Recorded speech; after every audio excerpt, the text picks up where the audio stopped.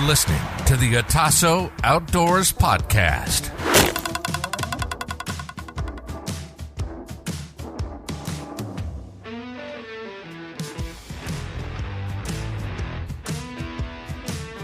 Do. There it is. I dig that intro. Well, normally we got another guy down here that does the first do-to-dos, but Really? yeah, that's kind of how I let everybody know that Hunter is not here. Guys, welcome back to the Otasso Outdoors Podcast. I'm Caleb. I'm your host. I'm joined today by my co-host, Reed Robinson. Howdy. If you're tuning in for the first time, we've got 3 segments to the show. Segment number 1 is What You Got, Buddy? That is where we will all bring pre-prepared articles and we discuss them at length. They can be as short as 20 minutes or as long as an hour. Segment number 2. Segment number 2 is our Spotlight series where we go and search our network of friends and family and connections in the outdoors industry. We seek them out, we bring them down into the bunker, or we go to them, bring them on the podcast, and interview them in depth and bring you guys along for the ride. Segment number 3. Segment number 3 is our head-to-head series. That's where we bring in some questions, kind of our trivia/game show, where the members of the PodBunker battle it out for the title of head-to-head champion, which we just did one. And Still licking my wounds. Reed is now Not 2-1 Yeah, for there you go. head-to-head. I was gonna say not dethroned. No, but you're still 2-1. Yeah, No longer undefeated. got a chip on my shoulder about it. Guys, you clicked on it today, so you know what it is. We're really, really pumped for today. We've got a great Spotlight series set up. We're able to kind of piece it together last minute, so we're super excited. In the PodBunker with us is Mr. Jesse Grizzmen Anderson. Yeah. Welcome. Thank you, guys. This Dude. is cool. Thanks for being here. Yeah. What are your first impressions of the PodBunker? Immediately when I walked in, it was higher than what I was expecting. You know, I was expecting this old wooden cellar and cement floors. I was expecting it to be a little colder as you had that jacket on. I was expecting it to be kind of cold and damp and stuff. But I walked in here, I was like, I could live in this thing for a while. You know, this is cool. It's cozy. It's got the aesthetic that I could like imagine if I built this myself, it would look very similar to this. Like, this is cool. Yes, that means we're doing something right. And I noticed the grizzly bears immediately. So We got it. That was perfect. I think the first night that we built this, we spent like 7 hours down in here on accident. We call it bunker time, which is the same effect as a casino effect. You know how when you go to a casino, there's no windows, there's no clocks, so you really have no sense of time. Whether you're in there at 2 p.m. or 2 a.m., it looks all the same. No sunlight. Yeah, so we came down here when we finished it at 9 o'clock, and I think somebody checked their phone, and it was like 2:30. 2:30, 3 o'clock in the morning. Just, And we're like, oh, but like the conversation was just flowing so nicely. You had Right. no idea. and that's where we knew Mm-hmm. the conversations in the PodBunker were going to be Yeah. good ones. So with that, let's learn about you. Yeah. Jesse Anderson, who the heck are you? So where do I start? Well, so I'm a professional hunter, and I started a company in 2018 called Grizz Media. So it's an outdoor marketing agency media where we do photography, videography, graphic design, brand development, pretty much anything a company could need to market themselves and represent themselves. And I also own Grizz Hunt, which is kind of a newer thing that we started where, you know, our team is all based from being hunters themselves. We're not media guys. We became media guys from being hunters. So, you know, we go out on these trips, we film other projects, other TV shows, and we film all these things, but we're like, man, we do all these hunts ourselves, and we're wasting this content, we're wasting these opportunities for more things. So I started something, Grizz Hunt, which was just an offset of Grizz Media, to represent our own hunts and projects. So all the things that we do personally. So a lot of them are just me out on hunts or doing shed hunting or whatever it is that we're doing. It's the team behind the cameras, essentially. So, yeah, that's pretty much the base of what I do now. And it kind of all led up from crazy chain reaction of things from, you know, fishing professionally. Like, Okay, so that's where I knew you were going to talk about this. No, I'm really curious about this because I went to high school with Jesse. We graduated in the same class together. And in high school, every paper for 4 years, every writing class that I had with Jesse Anderson was a paper on how fishing is a professional sport, how fishing is an athletic sport, how fishing is the best sport, how fishing is. And so Jesse Anderson was like, I'm going to be a professional bass fisherman. And whenever I'd see him out and about, it would be on a lake with a rod in his hand, casting lures, posting videos of him like, doing trick shots into Mountain Dew bottles with spinner baits, and just like absolutely phenomenal. And then he's building out boats, and like all the wood shop classes that we took together, he'd bring in boats and just build them. Yep. And so everything I knew about this kid is he's going to be a professional bass fisherman. And I'm like, okay, sure, right. Well, then he basically kind of went and did it. And I was like, okay. So you started bass fishing. How far along did you get in that process before you started shifting around and figuring out where you're headed now? Well, I mean, kind of like you said, it was once I was making a legit career out of it, and I was a professional with sponsorships, and I was making money and winning tournaments and making money. That was where I was like, well, I kind of did it. I kind of got where I always wanted. I wanted to be making a living, even though it was a very short time. It was a long process to get there, from maybe starting at 11, 12 years old, fishing like crazy, until, right after high school into college, where I was just fishing every tournament I could, any kind of opportunity or project with a brand, reaching out to brands, getting sponsorships, doing videos, promotional, anything I could do to get into the fishing industry where I would be known for that. I was even doing YouTube at the time for like anything, fishing, like trick shots, like you were saying, anything I could do, I was doing it. And then once I made an actual living where I could quit any job I had, and I was fishing completely to sustain my life. And that was when I was like, all right, I'm kind of doing it. And then I was starting to fish with some pro anglers and become, good buddies with them, and fishing all over the world and get new boats and stuff. I'm like, I kind of finally got it. But then once I got it, it was so much of a grind, and that it kind of took away the just the fun and enjoyment of just fishing, like going out to the hidden lake and just casting in anywhere, using whatever new lure I got, and just enjoying it, quiet, just fishing. So being so struck on like, oh, I got to make, bills this month. I got to get this sponsorship. I got to win this tournament. And I'm a very competitive person too, which is kind of why I love doing it. But at the same time, I was like, this came from just the love of fishing, not the love of competition, So I kind of bailed out of it. And, I was starting to do photography for these brands, because they're like, hey, can you get photos and video of this project you're doing, or this tournament? I'm like, I don't know anything about cameras. I don't know what I'm doing. So I kind of just bought a camera and figured it out myself. And I had no money to hire anybody. I couldn't go hire an old camera guy. So I just kind of did it myself. And then I had brands that weren't sponsoring me that said, hey, could you do this video for this amount of money? I was like, oh, sure. Yeah, I can do that. And then once I was starting to make money kind of doing side stuff too, I'm like, I miss hunting. I miss going up to my family cabin and, shooting deer with the bow, rifle, whatever it is. I miss doing that. And I miss spearfishing. I miss doing this and that. With fishing, it was 100% fishing. I couldn't even fade away from doing it.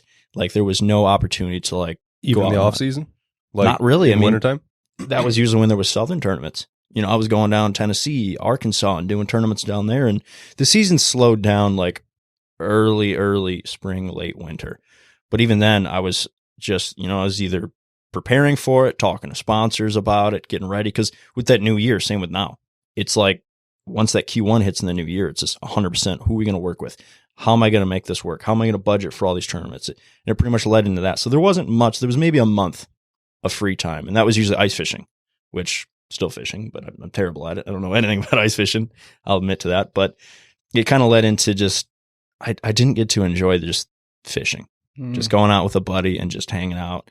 I just took the joy out of it. Yeah, kind of. And I still loved it, because I'm competitive. I love that competition. I love winning.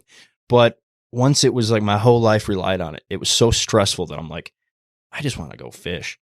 And even when I wasn't just getting to fish tournaments, I was preparing for tournaments or scouting or something. So kind of lost the love for it. Not fishing, competitive fishing. I lost the love for competitive fishing. So I kind of got out of it and then just missed hunting. So started hunting again, and then bringing the camera with me while I was hunting. So I'm like, oh, this is fun.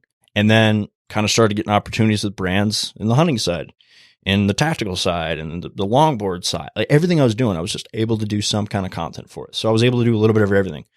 But no matter what I did, it was like hunting always drew me back. Like I love fishing, and that. That's all I ever talked about. And still, I am a crazy fisherman. But if I could pick a hunt over a fishing trip, I'm going to pick a hunt all day. It's just more rewarding. It's more difficult physically, mentally. There's more into it. It's more intricate. and you generally get to come back with a couple 100 pounds of meat in your freezer. So versus a couple fillets. Yeah, a couple fillets that, you can cook one or two ways, but, with the deer meat, you could do 100 things with, Right, So, right. yeah, it just kind of led into hunting, and I never thought I would be, hunting professionally. That was never a goal. I was fishing professionally. And I was the last one in my hunting family that got into hunting. Nobody in my blood family hunted. My grandfather never did. My uncles never did. My dad never did. Maybe rabbit hunt with shotguns, something like that. So for the most part, as far as like whitetail and everything goes, you're a first generation hunter in your family. I was the first generation, yeah. That's cool. We don't run into that very often. Every once in a while, there'll be somebody who's a first generation. What was that like when you first started getting into hunting? At what age was it? Where'd you get the bug? And then did your family kind of say, "Oh, Jesse's getting into the outdoors again"? Well, if you know me, I kind of have an addictive personality. Once I learn something and like it, I'm all in. Whether it's spearfishing, like me and Andy do. Like once I get the bug of doing, I invest thousands into it, and I learn it, and I train, and I do everything I can for it. So with hunting, I think my first hunt was 11 or 12. It was in middle school, like early middle school. I think it might have been 6th grade. So I just went out with a shotgun. It was actually my sister's boyfriend at the time. I borrowed his 12-gauge shotgun slug. Didn't have a bow yet, and I just went out onto some family friend's property. Did a doe hunt, shot a doe, and went, well, that was cool. I just sat in a blind, didn't really know what I was doing, just see what happens, Yay, deer. And I walked up to it, and everybody's first deer, I felt bad. I'm like, oh man, I just killed that thing.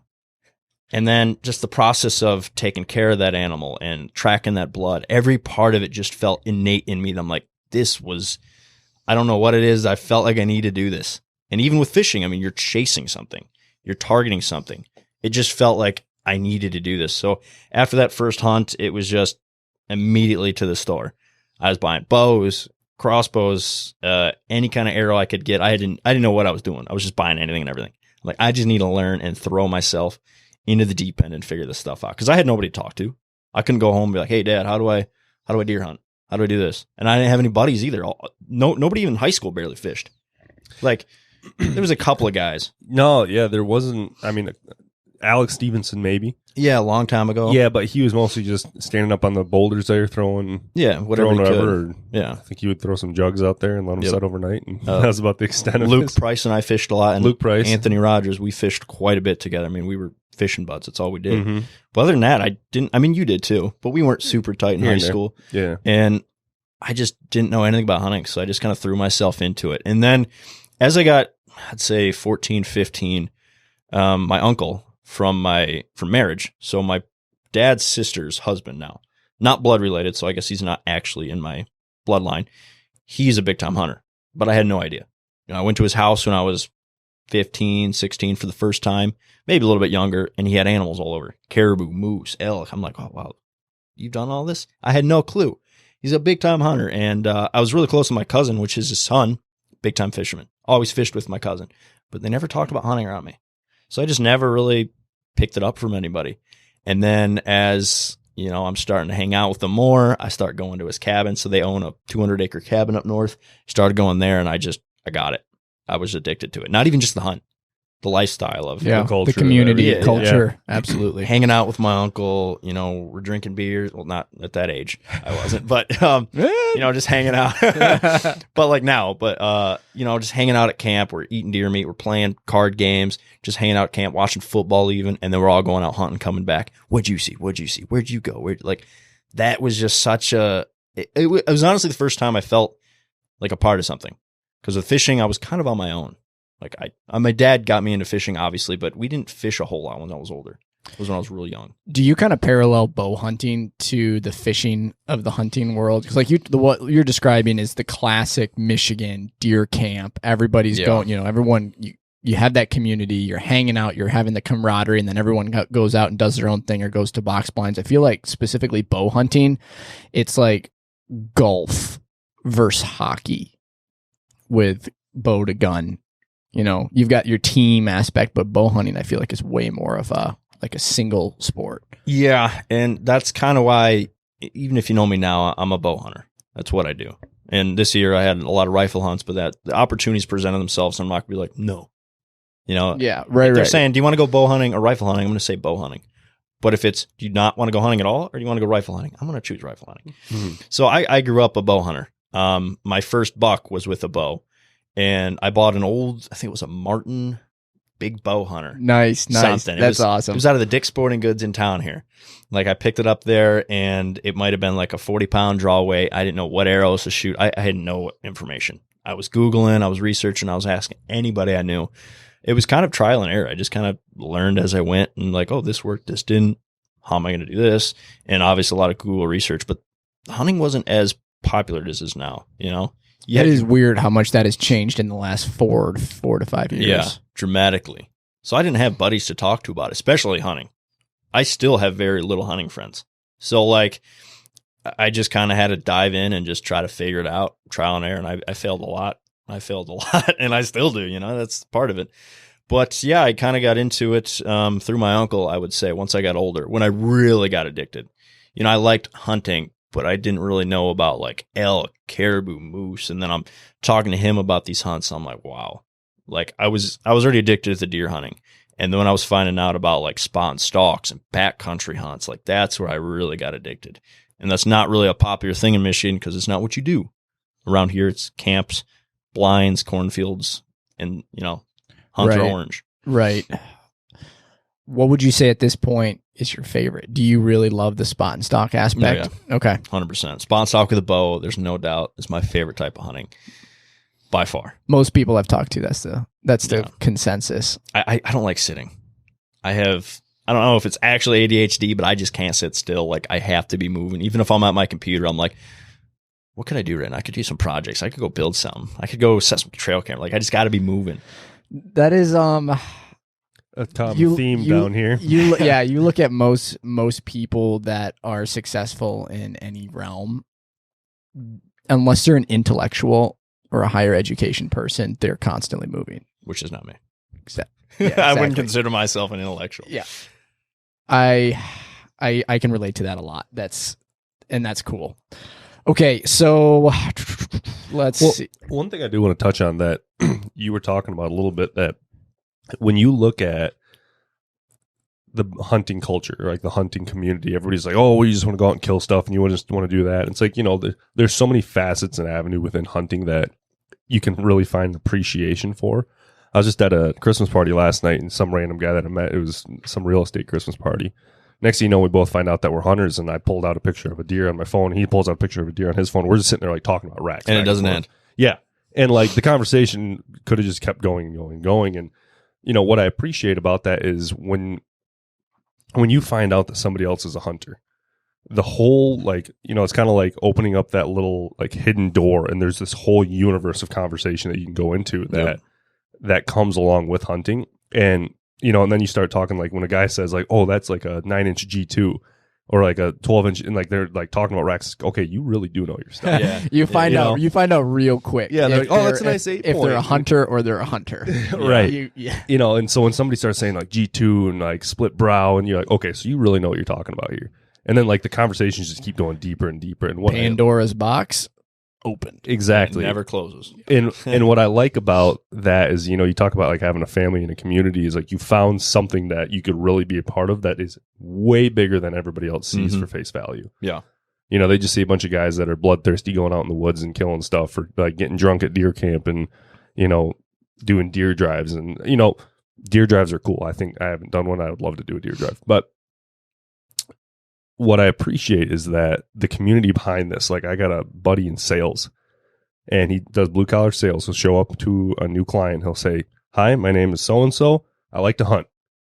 And they just start talking about that. And then he's like, oh yeah. And then by the way, I got this bucket truck that I want to sell you. And like they start talking about that. And so just you have this backdoor avenue to everybody that is a hunter, that you just know you're in the same vein. You can communicate with them in a similar fashion. And that's something that I don't think very many people talk about when it comes to hunting. They don't, because I think it's still one of those unpopular topics. Like you can shoot the breeze with anybody about golf or sports or football, but hunting is always like that little category of activities where people are just a little bit more, they're not as open of just like, hey, I'm a hunter. Yeah. Because it's in today's society, it's either super popular or the person you're talking to hates it. From There's really no middle ground. It is very polarizing. So I think that's why when you meet those people, it's like, oh my gosh, And you're a hunter. Yeah. And part of me, we talk about like the change in the hunting industry and the prevalency of it in the past 5 years, I think is a good thing because more people are becoming exposed and understanding exactly what we're doing and how it benefits and impacts the conservation side of things, habitat, populations, and, even the economical impact that it has. Wonderful thing. I do kind of miss that, like, you're almost an outlaw within, or like a black sheep within the community because you like to go sit in the woods with a stick and a string. 100%. And, I'd prefer it be the scenario where, it's a very popular thing that everybody knows and sees the benefit of. But I almost kind of miss that vigilante that comes from being like, oh yeah, nobody else does this. Yeah. I like when I go to a place and they find out what you do and they'll kind of look at you weird. But then at the same time, I'm like, oh, they think I'm weird or they think this. But then at the same time, I'm like, I'm the only one here that does it. Right. And it makes you kind of feel like I'm different. Like I've never felt like We are not the same. right. I don't like feeling like everybody else. You don't know I hate me, that. son. Yeah. Yeah. And so I've never liked fads. I've never liked trends. No, Like, same. that's my qualm with Sitka. Sorry, Yeah. you're trendy. You got a podcast and you're a bow hunter. Nowadays, yeah, that's how it seems like. You are trendy. Well, so exactly, yeah. But like, whenever like this big trend comes out, I'm never like jump on the bandwagon. I'm either like way ahead or way, way, way behind. Like once the fad's worn off. Yep. Because I don't want to just be the next guy buying the next thing. Yeah. Unless it's something that's going to heavily benefit me, but I'm not buying it because everybody else is buying it. Yeah. I'm buying it because it fits my specific niche. So I'm not.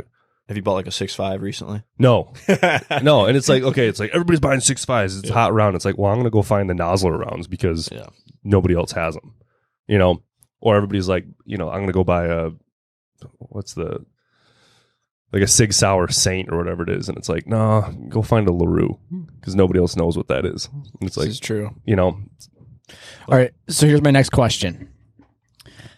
You put out so much content. You're always branding, you're always videoing, taking photos, whether for your own media stream or for somebody else. Have you ever gotten to the point to where you feel like creating that content takes away from the experience of what you're doing? So when you're at your cabin, say for instance, and you're chopping wood and you're going and putting it in the wood stove, does it ever taint the experience of just living when you've got to have a camera on a tripod and stuff like that? 100%. And I've noticed that especially in the last year where there's a lot of hunts where I want to go on and just do what I want to do. And then I have a crew following me, or I'm like, oh, I need to go get this amount of photos, or I need to go get this. It does take away a lot of that experience because then you're focused on paying the bills and like, oh, what do I need to actually make this sponsor happy or make this client happy or whatever it is. It's 100% it takes away from it. But I've learned to really space it out in the last year or so because I was starting to notice that to the point where it's the same thing with fishing. I was like, oh, I don't want to do this again. I don't want to go down this road where I get so burnt out of doing all this stuff and then I hate hunting, which would never happen. And I'll never hate fishing. What you're really saying is it's really hard to shoot a deer in a spotlight when you got a camera rolling. Yeah. So, well, exactly. Like I passed a giant 140 this year with that drop tine, 10-inch drop because it wasn't on camera. And looking back, I'm like, oh man, I should have just shot it. That's tough. But it wasn't on camera, so I had to turn it down, and that eats me alive. And the thing is, most people don't. I'm kind of looking into that window a little bit. Ever since we started all of this, I've kind of been the guy with the camera and things like that. And it's to take a camera arm and a camera out in the tree. To me, it was just kind of like, man, I just want to enjoy my time. Like, why am I doing this? And I think most people that are consuming on the consumer side of it, whether it's social media or YouTube and watching all of it, I don't think they realize how much work goes into not only getting the camera set up, getting the settings right, the aperture, the shutter speed, lenses, lighting, angles, and then not to mention the ice. That's just the iceberg. And then you've got post-production, which is where like 80% of the work comes in. So the amount of time and effort that you have to put in just to create one or two videos on your page is insane. And I don't think people actually have an appreciation for that. I mean, hunting is difficult alone. Right. Any hunter knows it's not easy. So then you throw that on top of it. Yeah, you're just making it harder. It's insane. Yeah. So I totally agree with that. It has taken away, but I've learned to kind of isolate certain like a lot of the content you see is maybe 20% what I do. You know, there's like, how many days do I go to that cabin a week and there's no phone with me, no cameras, nothing. And I'm just out doing my thing. And that's how I get good at the thing I do. You know, somebody sees like, oh, you're shooting your bow on video. I only see you shoot your bow once every other week. It's like, that's just what I uploaded. Dude, I shoot 100 arrows a day. You don't see that. You just see what I post. And like you were saying before, I set myself aside for time to just do things completely on my own. And yeah, I have to post. That's great. Yeah. So, and like, I didn't want to blow myself up by doing that, like with the fishing. I didn't want to overdo it, stress myself out, and lose the fun for hunting. So I've learned to space it out, where now a lot of my whitetail hunts just back in Michigan, I don't even film. Like, I just do my thing. Like, I just enjoy it. And obviously there's hunts where I film because of clients or because I need the content of, or whatever it is, but it's a sacrifice. It's something that you kind of have to do to be willing to do it for a living. And I have so many people say, man, you have the dream job, best job in the world. It must be awesome just to go hunting for a living and just get to, shoot things. It's like, you see 1%. It's an iceberg. You see they don't know. You see the prize, but you don't see everything that goes into it. It's a sacrifice. And that is where I'm convinced guys that do what you do, you are the ones that are revolutionizing the hunting industry. Because think about 10 years ago, nobody was creating content. No. I mean, it was, if anything, it was really low quality YouTube videos, or you'd plug in on your, be the outdoor channel, and that's it. Yeah. So what you guys are doing is you're changing it to where people can see, they get a little sneak peek into what is out there besides just walking to the back 40 and climbing up in a ladder stand with your camo on. I've also really appreciated the trend towards getting away from the killing moment in that trophy, like grip and grin that you all grew up with, like the VHS, like Big Bow Hunter and stuff like that, to the more holistic approach and the whole more like shedding the whole story. You're like, hey, we're going in here, we're working hard, we're grinding, we're preparing ahead of time. It's like, we're just a bunch of dudes that are really working towards something. And it's like, you're bringing people in on this whole journey rather than just like, oh yeah, and then we're killing it. Yep. Like, if you want to see things die, go follow Kill Shot Central on Instagram. You can watch that. It's like watching highlights of sports. You're right. Seeing the best shots or the best touchdowns. But when you have a whole like journey following, from practicing to getting the bow set up to, really aesthetic B-roll footage, it's like it brings a way better light to eating the animal when it's actually said and done. Meat Eater's done a really good job with that. Cameron Haynes has done a really good job with that. I think Meat Eater, they're kind of the pioneer of that. To where they did. It was weird because I'd watch episodes, and every season there'd be 2 or 3 episodes where they wouldn't even be successful. And I was like, wow, why would they air that episode? And then it hit me. I'm like, they aired that episode because they want to bring that reputation to hunting of, hey, it's not all about the trophy. It's about the process. It's about cooking. It's about preparation. It's about traveling. It's about spending time with friends and family and sharing this common bond. Yeah. And I see that a lot with your stuff. Yeah, no. And I think a lot of people have kind of followed that and settled into their own niche. And it's freaking awesome what you guys are doing. Which that is so much more palatable to the non-hunter. I had a lot of city and urban friends that were watching Meat Eater and like, this is great because they might just like the action up front, and then they love the segment where they start cooking.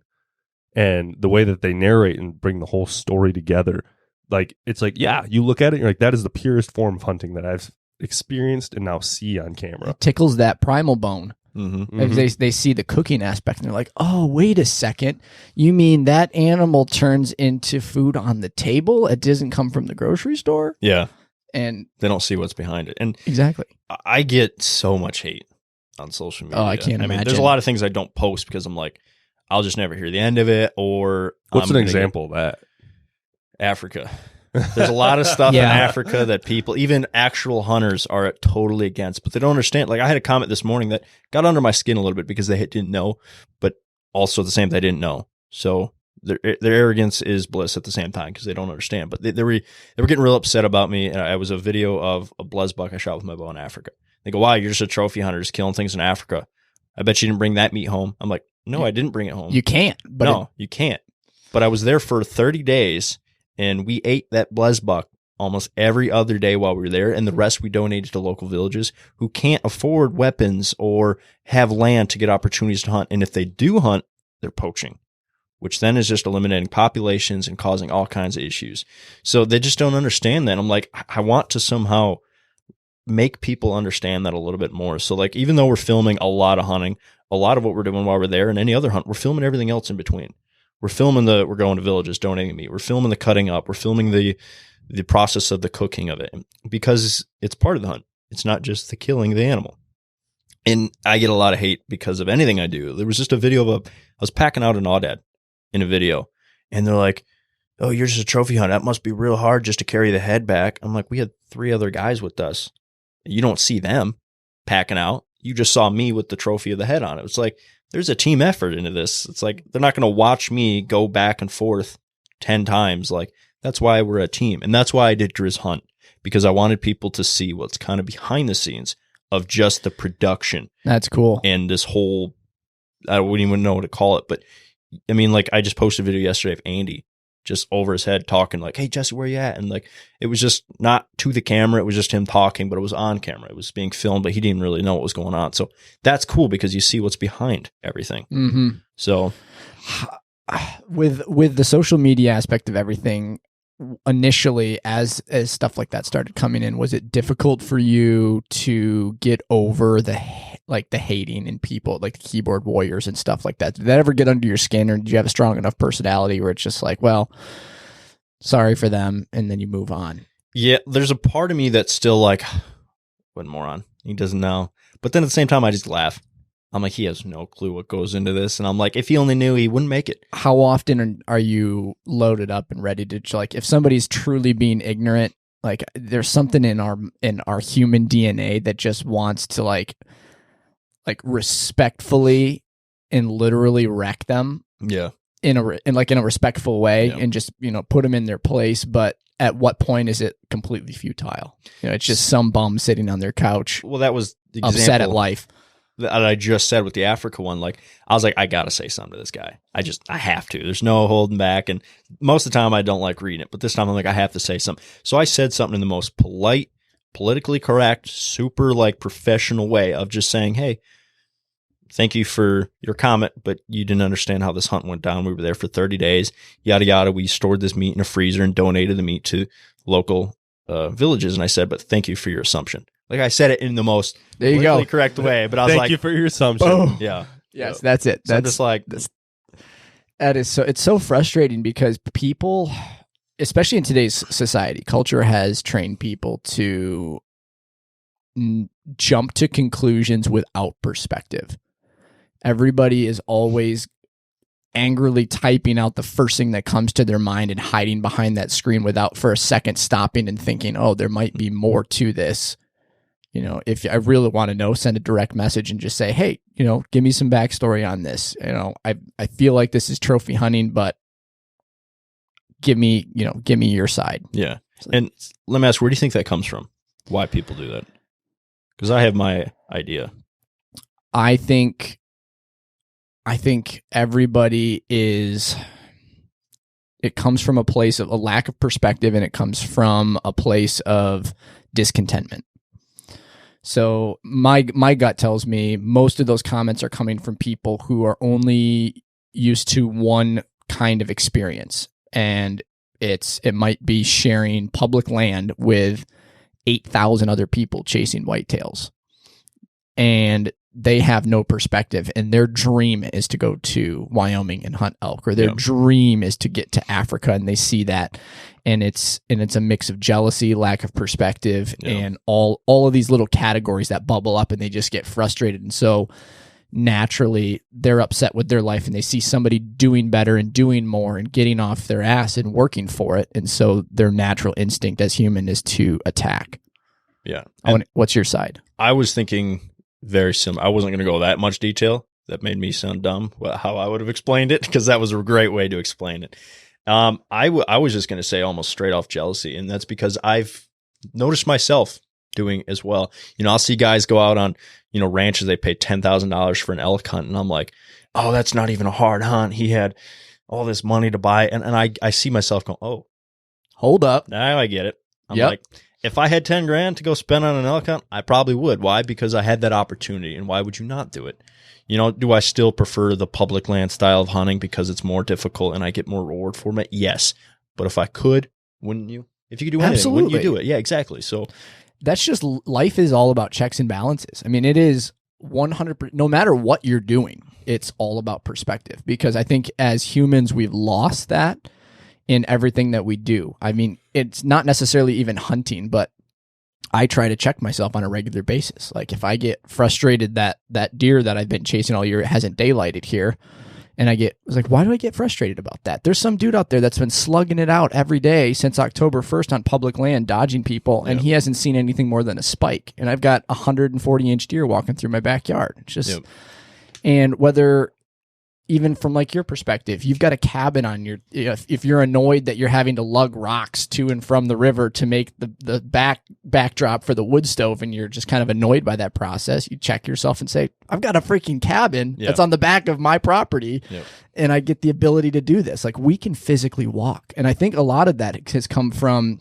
we've met people who can't. Yeah. We had a guy that was on the podcast who was in a car accident. He's paralyzed from the nipples down. The dude goes and hunts like backcountry stuff. He drives excavators. He's building his own house, like crazy, crazy stuff. He does the Murph every year on Memorial Weekend in a wheelchair. Yeah. Just once you get hit with that perspective, it opens your mind to makes everything. You go, well, everything I'm doing is comparison to him is I have everything I need. Yeah. You know, I can do it. So why am I upset about anything that I was complaining about? And even a guy like him, you know, even his bad days, he has such a better outlook and perspective than we do. You know, he was telling a story about going in and he shot a deer and he was dragging it out with his track chair. And he got his track chair stuck in the back of the property. And so he had to call up his buddy and have him bring side by side out and like pull him out. He's like, hey, I need a tow. And he's like, it is what it is. It's all part of the experience. You just keep moving. It's like, and he's so much better than we are about it. We're out like, man, I was out walking and I don't know, sprained my ankle and it was the worst hunt ever. And well, you can walk. Yeah. He's like, well, you walked out to the stand. And it's like, okay, good point, Jeff. Yeah. But, yeah, I think when you really start realizing, like, you know, you're talking about checks and balances, when you check yourself and realize like, hey, it all boils down to the attitude that I'm going to have about this. And we all have the opportunity on whatever level it is, whether that's, hey, I got access to a 5-acre property with my bow that I can go sit on a Sunday morning, or I get to go out and pay $10,000 to go hunt an elk in Wyoming, or I get an all expense paid trip out to Africa if I just go film and then I get to hunt while I'm there. It's like, hey, just have the great perspective, because we're all doing the thing that we really do love at the end of the day. It's like we're in this amazing sport. We're part of this huge movement. We're part of this like massively impactful thing. Everybody has their place on it. And it's like we all benefit when we have a good attitude about it and recognize like, hey, we can really cherish this. And kind of like what you were saying is like, there's one guy who can't afford an over-the-counter Colorado tag, and there's one guy that can pay $10,000 for Wyoming elk.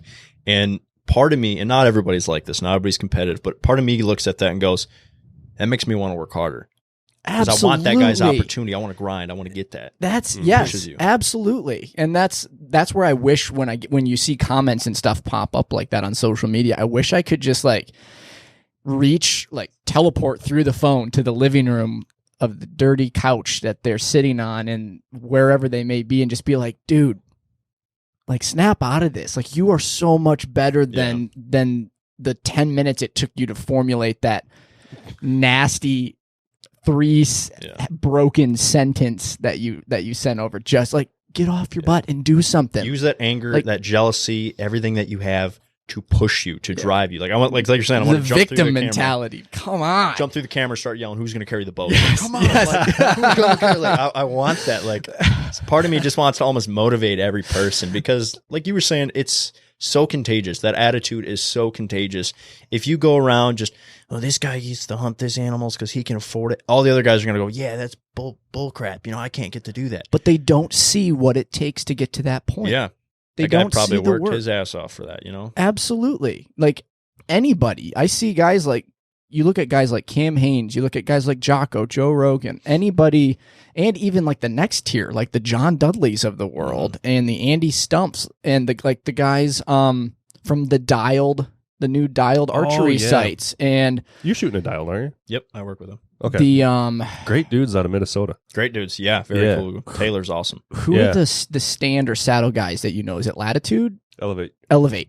Yep. Like the Elevate guys, like you look at how much work they put in to get to where they're at. Yep. Even like the Painted Arrow guys, like Nate and Devin. It's crazy. And people just if you stop for a second and check yourself and have perspective and be like, maybe they did more than what I'm seeing. Oh, 100%. Changes That's like everything. we were saying earlier. Like, if you see me working on the cabin once a month, that is a small percentage of what I've actually done. Nobody saw me carrying those rocks back and forth to that cabin, dumping them in a bucket, hiking back out. Who's going to carry the logs and the nobody rocks? saw that. They just see a couple of phone clips where I was like putting them on the wall or whatever it is. And yeah, that's not a super difficult task, but you see such a minuscule amount of what actually went into that. Okay, so this is going to be a great segue then. So speaking of people seeing a little bit, just a little bit of what actually went into it, where did that switch flip for you that really took Grizz Media from level 1 to level 5 or level 10, wherever you guys are at right now? How did you network with people? Was it just a referral basis, like a snowball effect? Like, give us kind of that story on when you really started to gain traction. Honestly, you could say a lot of it came from luck, but the same point, luck doesn't just happen. You were prepared for that opportunity when that happened. So I think the biggest switch for me was I did a canoe hunt for 7 days. We brought no food, no water. It was a survival hunt. Just did a 7-day hunt on state land on the Manistee River. We just went down the river with canoes, bows, and we were just going to hunt off land, come back. And we got a bunch of cool photos and videos for that. And that was just completely on our own, just to do it for fun. It was me and a buddy of mine, and we just filmed anything, took photos. I got back and I posted a photo that was me canoeing down the river. The leaves were falling. It was in October, and I'm just canoeing down. You see the bow up in the front. And this wasn't a popular style of hunting at all at the time. People weren't doing canoe style hunt. Now it's starting to blow up. Absolutely. At the time, this was 7 years ago, 6 years. Nobody was really doing it. And I'm like, this would just be fun because not many places you can, but in Michigan, there's so many rivers and so much state land. So I did that, and I had Mark Peterson, I don't know if you guys know him. He owns WTA, Worldwide Trophy Ventures, works with Cabela's, owns like 6 or 7 other brands. He used to own HuntWise, the app. He owned all these brands. Saw this photo and went, wow, that's creative. That's a cool photo. I haven't seen something like that before. Contacted HuntWise, who I worked with as a sponsorship, and he goes, hey, hit him up, see if he wants to film for my show. And out of one photo, reaches out to me. We set up a call, and I started filming for the Pursuit channel like a month later. And I was just thrown into that. Like, I was a good photographer. Video, I'm like, no, I don't know what I'm doing. And he just kind of threw me in the deep end, and I learned as I went, flying private jets all over the world, hunting these amazing animals. And I'm like, I never thought I would even see this, let alone be part of it.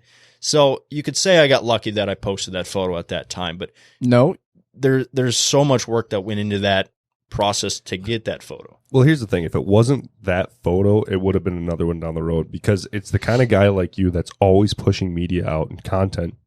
That's a display of your lifestyle, who you are, and your work ethic. And so when somebody sees that and sees it on a consistent basis, a guy's going to look at it and be like, it's not that canoe photo. It's what I'm seeing all throughout your page. If you just posted that photo and the guy saw it, he'd be like, okay, cool. But one photo, you can look and see an entire portfolio of who Jesse Anderson is and what he stands for over the last 15 years of your life, and that's the kind of stuff that guys like you can push through and end up getting a bunch of stickers on the side of your truck that say like Louisville, Matthews, Elevate, Dialed, Mountain Ops, hard side hydration. Like, and that's the kind of stuff that attracts, like, you're the kind of people that attracts people like that. So, I mean, it's not a luck thing. You can't equate it to a luck thing, because like you can get lucky with one photo and then be terrible on the back end. Yeah, exactly. But you're good, and you're good on the back end as well. Yeah, I appreciate that. And a lot of that is something that I kind of have a hard time with. And the people that know me, they know I have a hard time with this.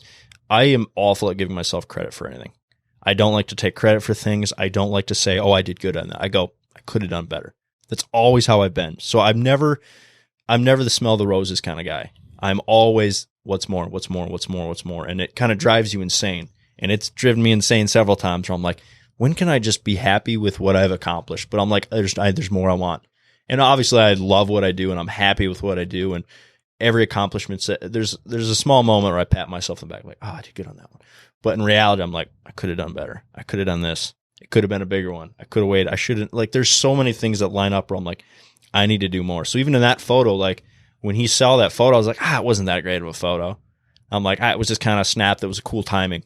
So I'm not giving myself credit. He's like, man, but that was like perfect. Like, that was awesome. And I'm like, nah. So there's a part of me that's always like that. But I just have a hard time giving myself credit. But I think that also is what pushes me a lot. Even though I might drive myself insane sometimes, it pushes me to always achieve more. So complacency is a huge killer. 100%. And if you're not getting comfortable and you're not getting complacent, you're always going to be growing. Yeah, which is incredible. And I know a lot of people who are very complacent, and I just don't understand it. Most of the people commenting on your stuff are going to be the complacent type. They get to a certain point, I'm okay, and they just stop. And I'm like, that would drive me insane. I have to be always getting better. Yeah, if I'm not getting better every day, I'm losing my mind. And if I feel myself slipping at all, I hate myself. I immediately, so I'm like, I'm worthless. I'm a fake. Like I can't stand that. So I'm constantly trying to improve. And that complacency in anything, like it just drives me insane. But I think that is honestly, to answer your question, went off the rails, is where it kind of started from. I think that photo, that trip, even though it wasn't anything, kind of chain reaction to everything I do, from getting connections to the Pursuit channel to all these big brands, flying over the world, getting these experience on these hunts. I think I learned so much from those 2-3 years filming that stuff, where I was like, okay, this is really what boosted my brand. So then when I talk to new companies, I'm like, oh yeah, I know that guy. Oh, I've been there. Oh, I've done that. It helped me. You got the network. Yeah. It networked so much. It is. Yeah. And that just goes back to like, it's who you know. It's not what you know. Yeah. Who you know is huge. Yep. If you could estimate like how many hours it takes to get one of those brands on the side of your truck, is there even a remote way to, are we talking like I'd say 200 years? I mean, if you actually put the hours in, I would have no clue. Mm-hmm. But like, it took me years to get some of the brands that I have that I've wanted my whole life. Like I wanted to work with Matthews. I wanted to work with Leupold my entire life. As soon as I found out these brands, I'm like, man, that'd be cool to get those things and do trips with them. Like that would be incredible. And they just, and the thing is, you're not just going to get that brand right off the bat. Mm-hmm. I've worked with a lot of other brands. Yeah. And they're all great people. I liked them all. And, opportunities grew. So I had more opportunities. Same thing with like over the counter to $10,000 Wyoming elk on a rant. Like you get these opportunities where you put yourself in that place, and it's not just going to happen. Like some people are like, oh, well, I see with Matthews and I'm not. What have you done this year? Have you really worked for it? Yeah. Have you put it in time? You sat 5 times during bow season, and you just expect that they're going to send you a brand new lift to replace your solo cam. Come on, buddy.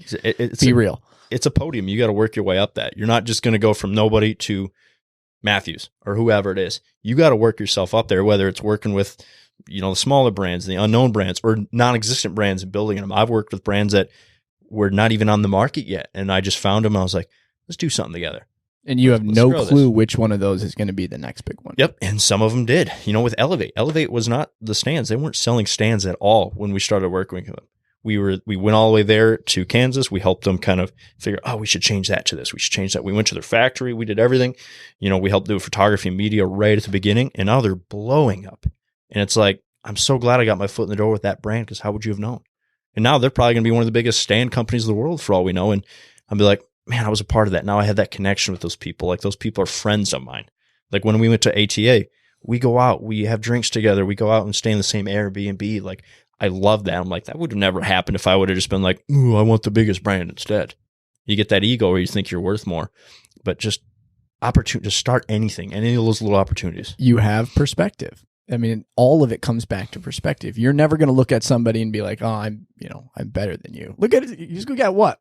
35 subscribers on Spotify, and he's sitting in the PodBunker with us. It's all about the perspective. So we appreciate you. Yeah, for sure.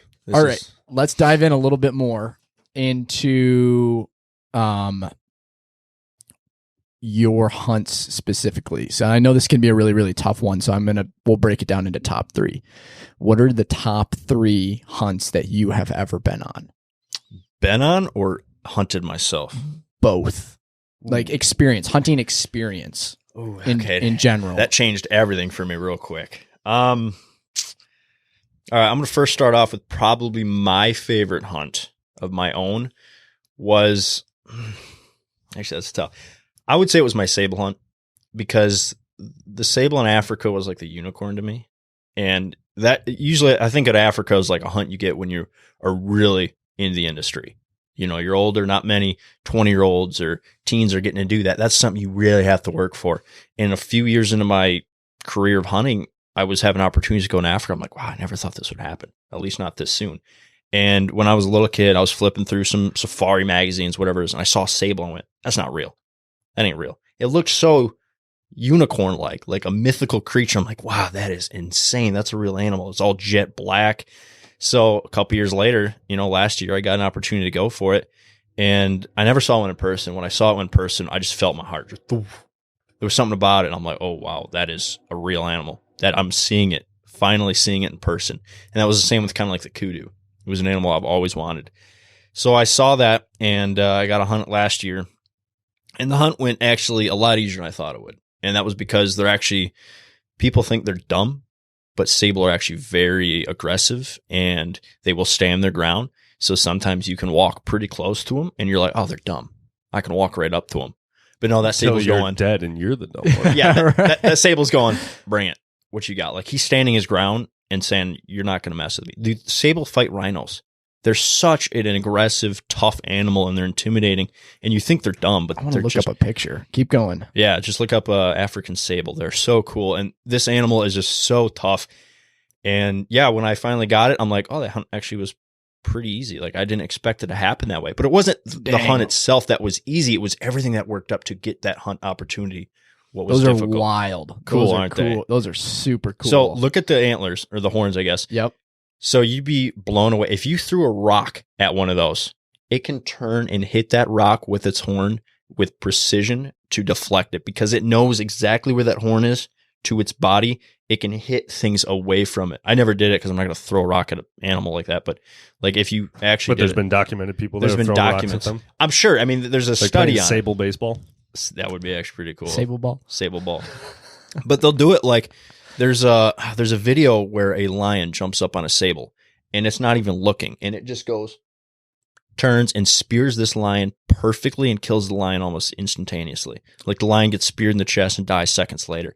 And it's crazy. because that sable knew where that horn was going to be, where it was jumping. And all the guys in Africa, when I talked to them, like, oh yeah, if you did, it would deflect that rock out of your hand. Like, you throw it, it would just ting, it would hit it away. It knows where every little inch of that horn is, which is incredible. It's such a cool animal, but when you're hunting them, you can get pretty close to them. Like, you can spot and stalk up to 50 yards. Eventually, they will get spooked if they think something's going on. But if you just casually walked up to them, they're going to kind of be like, what are you going to do? Like, I will kill you. How did they taste? Amazing. Really good. What would you compare it to? The only thing I compare it to is other African animals. Okay, so it has a distinct. So African animals have a distinct, distinct yeah. flavor. I mean, Is it gamey or is it? if it's cooked right, it's not really gamey. But like, Okay. I mean, one of my favorite meats, and I'm kind of ashamed to say this sometimes, is zebra. It was probably my favorite meat. And I'm almost ashamed to say it because I'm like, it's a horse, kind of. Just like Taco Bell. I mean, it's not a horse. If you really, like, if you go to Africa, it ain't a horse. It's a completely wild, different animal. They kill each other. They bite each other. They're so aggressive. But it is a horse in a sense. I mean, Yeah. it's the same body structure and everything. So part of me feels bad about it. But so yeah, that sable hunt, because it meant so much to me. It was the first thing. It was like if you were a little kid and you killed a 150-inch buck right off the back. Like, I saw that. Say, I walked up to it and I started tearing up. I was shaking like this. You can hear it in my voice in the video. I'm like, oh my God, I can't believe I was shaking, and I was just so happy. And then the moment felt so surreal. Like, I was just like, everything that I've worked for my whole life for hunting came into one. I'm like, Wow. whoa, this is what I got it. It was kind of like when I finally became a professional bass fisherman. Like, I was like, whoa, it happened. And I've killed other animals, but when I killed that one, it just felt so surreal. I was like, whoa. And then it kind of happened again this year with my kudu. I feel like as hunters, we don't take enough time. When you do it often, you don't take enough time in that moment when the animal's laying there. 100%. You know, I think it was in Lee's most recent video, Yep. where he killed that The double drop time buck. no, Or no, the like five drop time five buck. Kimbo. Yep. On Lee Ellis's post or his urban deer on Seek One, there's a moment where he's just sitting on the side of the bank, just looking at the deer for like 20 minutes. just spending like the time there, because we put all this time, hours and hours and hours and thousands of dollars and all this effort in setting stands and cutting, clearing lanes and putting food plots in or researching or photo editing, whatever it may end up being. And then we shoot the deer. We're like, yeah. And then we drag it out of the woods. We hang it up. We throw it off to the taxidermist and it's gone for a year. And then it comes back and we're like, oh yeah, I forgot about that deer. You forgot what it felt like. Yeah. But to really stop and be like, okay, I am recognizing what I'm doing right now. Thank you for your life that I just took, and the meat that you're going to provide, and the experience that you created, and the memory that you just made. Like, your whole life came to this moment for me. Mm-hmm. And that's a wild moment to have that we just skip right over, because you're just, okay, it's like, all right, deer's down, animal's down, time to get gutting, time to get skinning. We got to quarter this out. We got nights coming, whatever. We got bears in the area. Not in Michigan, but hyenas, and cougars. lions. We got cougars in the area, you know, and allegedly. I believe it. We've been talking a lot about that lately. I know they're in St. John's. They're like, well, I found tracks minutes. over by where we grew up. Really? Mm-hmm. Yeah, I'll believe it. Mm-hmm. But I just don't want a DNR officer to knock on that They're door not and here. They don't exist. take Right. all of our stuff. Right in mid-Michigan. That's right. But we don't take enough time in that moment because there is so much work behind it. But to really stop, I shot a doe this year with my girlfriend, and I came walking up, and I was like, all right, game on. We got to go get the truck. We got to get this thing gutted. We got to get it out of the field. She stopped, and she was just looking at her. She's like, thank you. And I was like, oh, yeah, I forgot that's what we're doing here. yeah, You know, and because like, you get so used to it sometimes. yeah, and her moment of just reflection in that, like, really called me back to, hey, we're taking lives. Yeah. And we're doing it for something good. Yep. But to relish in that moment where you're grabbing onto that kudu, and it no longer has any awareness of every inch of horn that you just took, but like, you have awareness of it now. You just took possession of something that was so like pertinent to its life. I 100% feel that. There's been moments where I've even caught it when I've edited videos where there's a camera guy filming me and I walk up to that animal and then there's just nothing happening for 10 minutes, 5-10 minutes. And I'm just like soaking it up. And sometimes I'm not aware of it. Like, it just kind of happens. Like with that kudu, That's cool. There's a photo when I was taking that kudu, I'm excited, like smiling. There's a couple photos where I'm just like, you could see me starting to get emotional. Like, my head's down. I'm just like so happy. And like, I didn't even know there was a camera. I totally forgot about it at the moment. And I post those photos. I'm like, oh man, that happened. Like, I there was blank moments that happened. I'm like, whoa.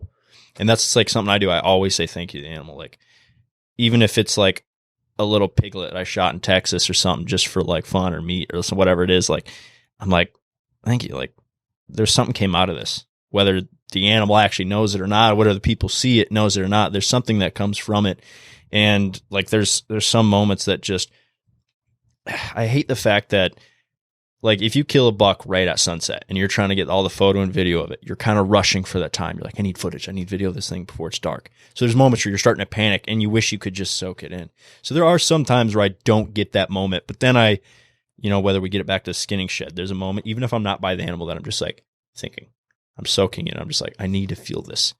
And yeah, like I said, there's several minutes of video of me just staring at an animal with no talking. There was a phone clip the other day of my aoudad, and I'm looking through it. I'm like, why is this 3 minutes long? I'm like, it should have been 20 seconds. Because it was me like, just killed this aoudad up on the mountain, and then it's just like 2.5 minutes of me just kind of like holding it and just like soaking it in. I was like, that happened. I don't even remember that. That's like, what it's all about. it just blew over my head at the moment. But no, it is a really interesting, it's a sombering moment because of everything we just talked about, where you're like, you are recognizing that you took the life. And I think people don't see that. And they just think we're like, yeah, we do get excited when we kill a big deer because it's like, there's this adrenaline dump and there's all this dopamine and there's all this, like, just everything hits you. But there is a sombering moment where it's like your entire life, your entire existence, whether it's a buck that's been on the earth for 5.5 years or whatever animal it may end up being, a grizzly that's been walking around for 8, and it's like your entire life just got completely tied to mine, and we will always have that right there. That like connection. Your entire life came up to this point, and it's like, and you know, I get to keep going, but you're a part of my legacy now. You're a part of my memory. You're a part of my history, and you're going to be a part of my family's history when you're up on the wall, or you're looking, like, people are looking through photos, or you're like helping promote. You know, for you, like, you kill something. First of all, it gives you meat, and it's like, hey, you also just paid my bills. Mm-hmm. Thank you. You know. Yep. And that's just like, that's a really fascinating concept to think about from from the hunting industry, or like not even the industry, but the hunting connection that you have with nature is, you know, you get to go be a part of it and exist in it. But like that whole life ending moment, that apex is like, you can't explain it until you do it. And yeah, people are always, they're hating on it. They're like, oh, you just killed an. If you don't do it, you have no understanding of how that feels. Like, it is such a different feeling. Harkening back to the zebras, I don't like watching a lot of videos of zebras getting killed because they seem to die the most gruesome deaths. Like zebras and water buffalo getting torn apart by lions and crocodiles. I remember Nature is Metal had a post of a zebra getting half of its face torn off by a crocodile. Like, just gone. I've seen that. And then it still just keeps going. Runs away, yeah. Yeah, and its guts are hanging out. Its face is half gone. It's like, and that's how it's going to die. Yeah. And then you get mad at me because I just... It died in seconds. Yeah, put a Grim Reaper through it, and it, like, 2 minutes max. Anytime somebody comes to me and they're like, I don't know how you could kill an animal like that, I just say, hey, pull up your Instagram, and I send them to Nature's Metal, and I tell them to follow it. Yeah. And I say, come back in 3 weeks and then tell me that the 30 seconds that animal just had that rage trypan go through and then tip over is bad. It's funny you say that because I have a great example. I sent somebody to Nature's Wild the other day, and there was a commenter where they saw that I shot a Tesape in Africa. And What is that? it's the fastest antelope in Africa. It's kind of a weird looking thing. How do you spell it? Jamie, can you look that up? Right, Jamie, pull that up real quick. Tesape. It's like Tssebee. It's weird, but you'll get it. Just say antelope, Tesape antelope. It's kind of a funky little animal, but Whoa. they're actually the fastest antelope in Africa. Those horns are wild. They're crazy quick. That's cool. They're kind of ugly looking, but they're also cool. They've So got there's, like, a part of them. They've got the evil devil lady. That's what I'm horns. saying. They got like this demonic, ugly. That look is to them, like that is what I picture the devil being in an animal form. right. Ugh. They're fast? That's like a They're Satan. extremely fast. This is yeah. Satan goat. And they jump really high, but they're weird looking. They're just super strange. So the day Africa's we get nuts. into Africa, we flew in on a helicopter. We fly in through these big valleys. We land. They go, This is South Africa? Yeah. Okay. He goes, there's a Tesape we got to kill. I'm like, what? Like, I just landed. I didn't even have my equipment. I was still in Hey Dudes from the flight. Like, I didn't even have my boots yet because they were being delivered. So I was like, I don't have any of my stuff yet. He's like, we got to do it. I'm like, why? He's like, it's really sick. It's probably not going to make it another day.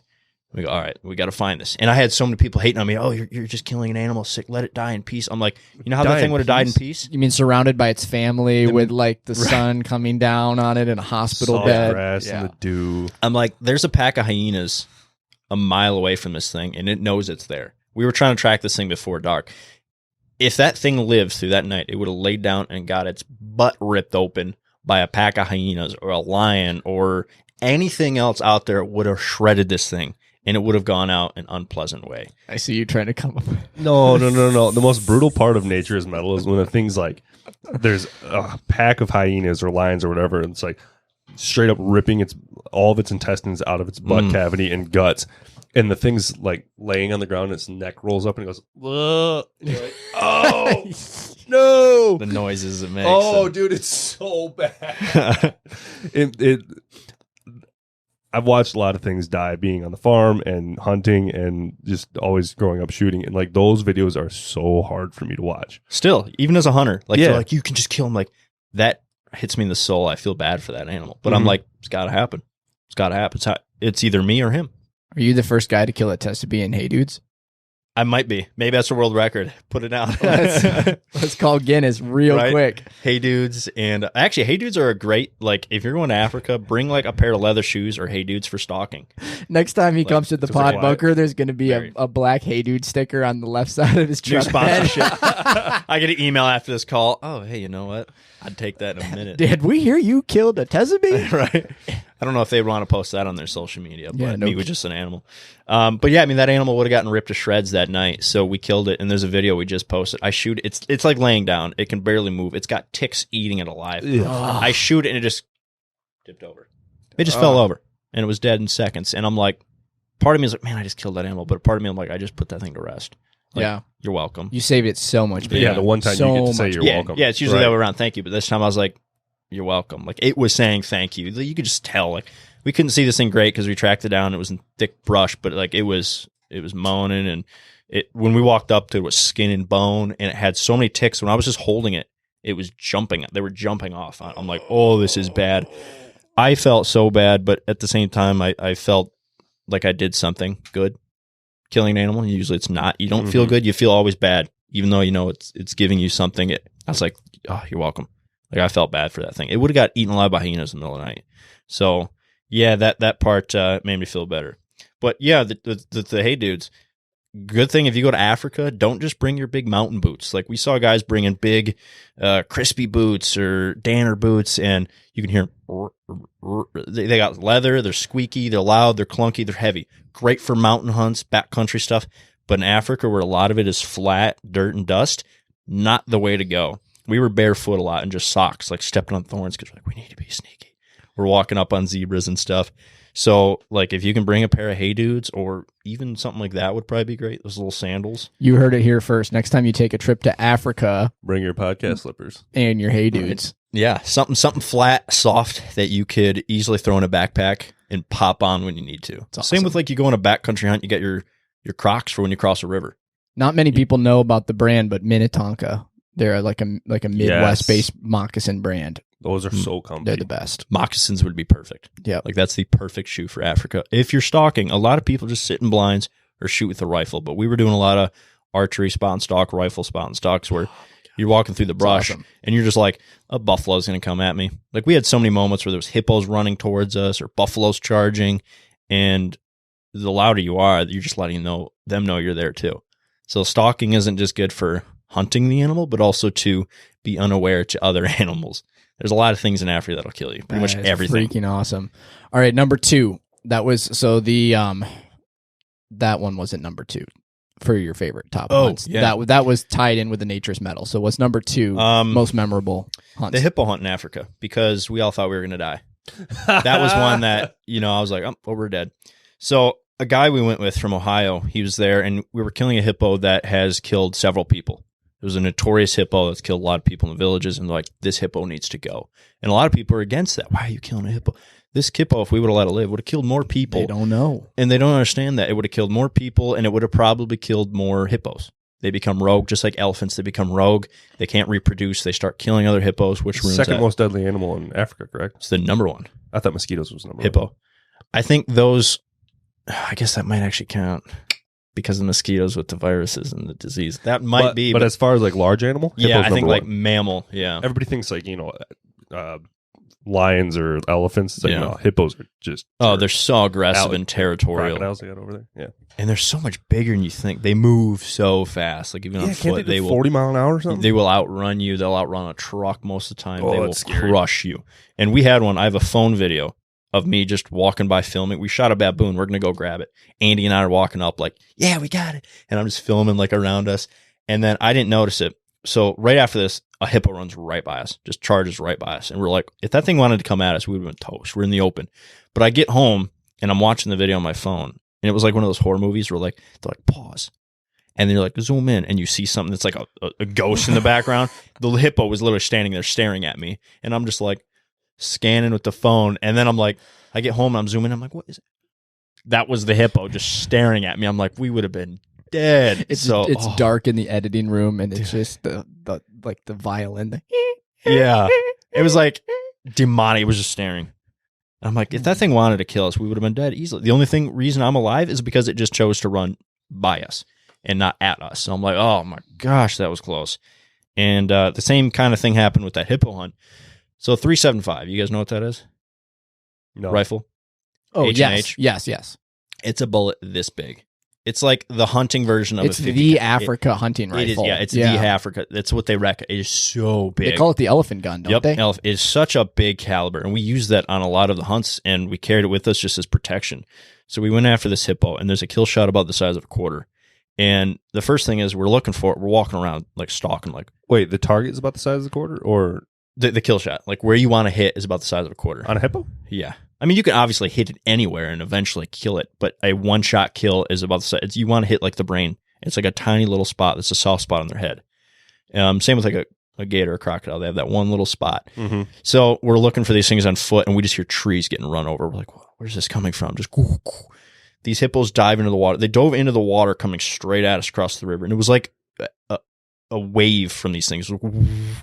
because they hit the water so much and they're so buoyant, it caused like this big wave, and they're just coming right at us, making these insane sounds. We're like, oh, we're dead. I've seen that at the community pool a couple times.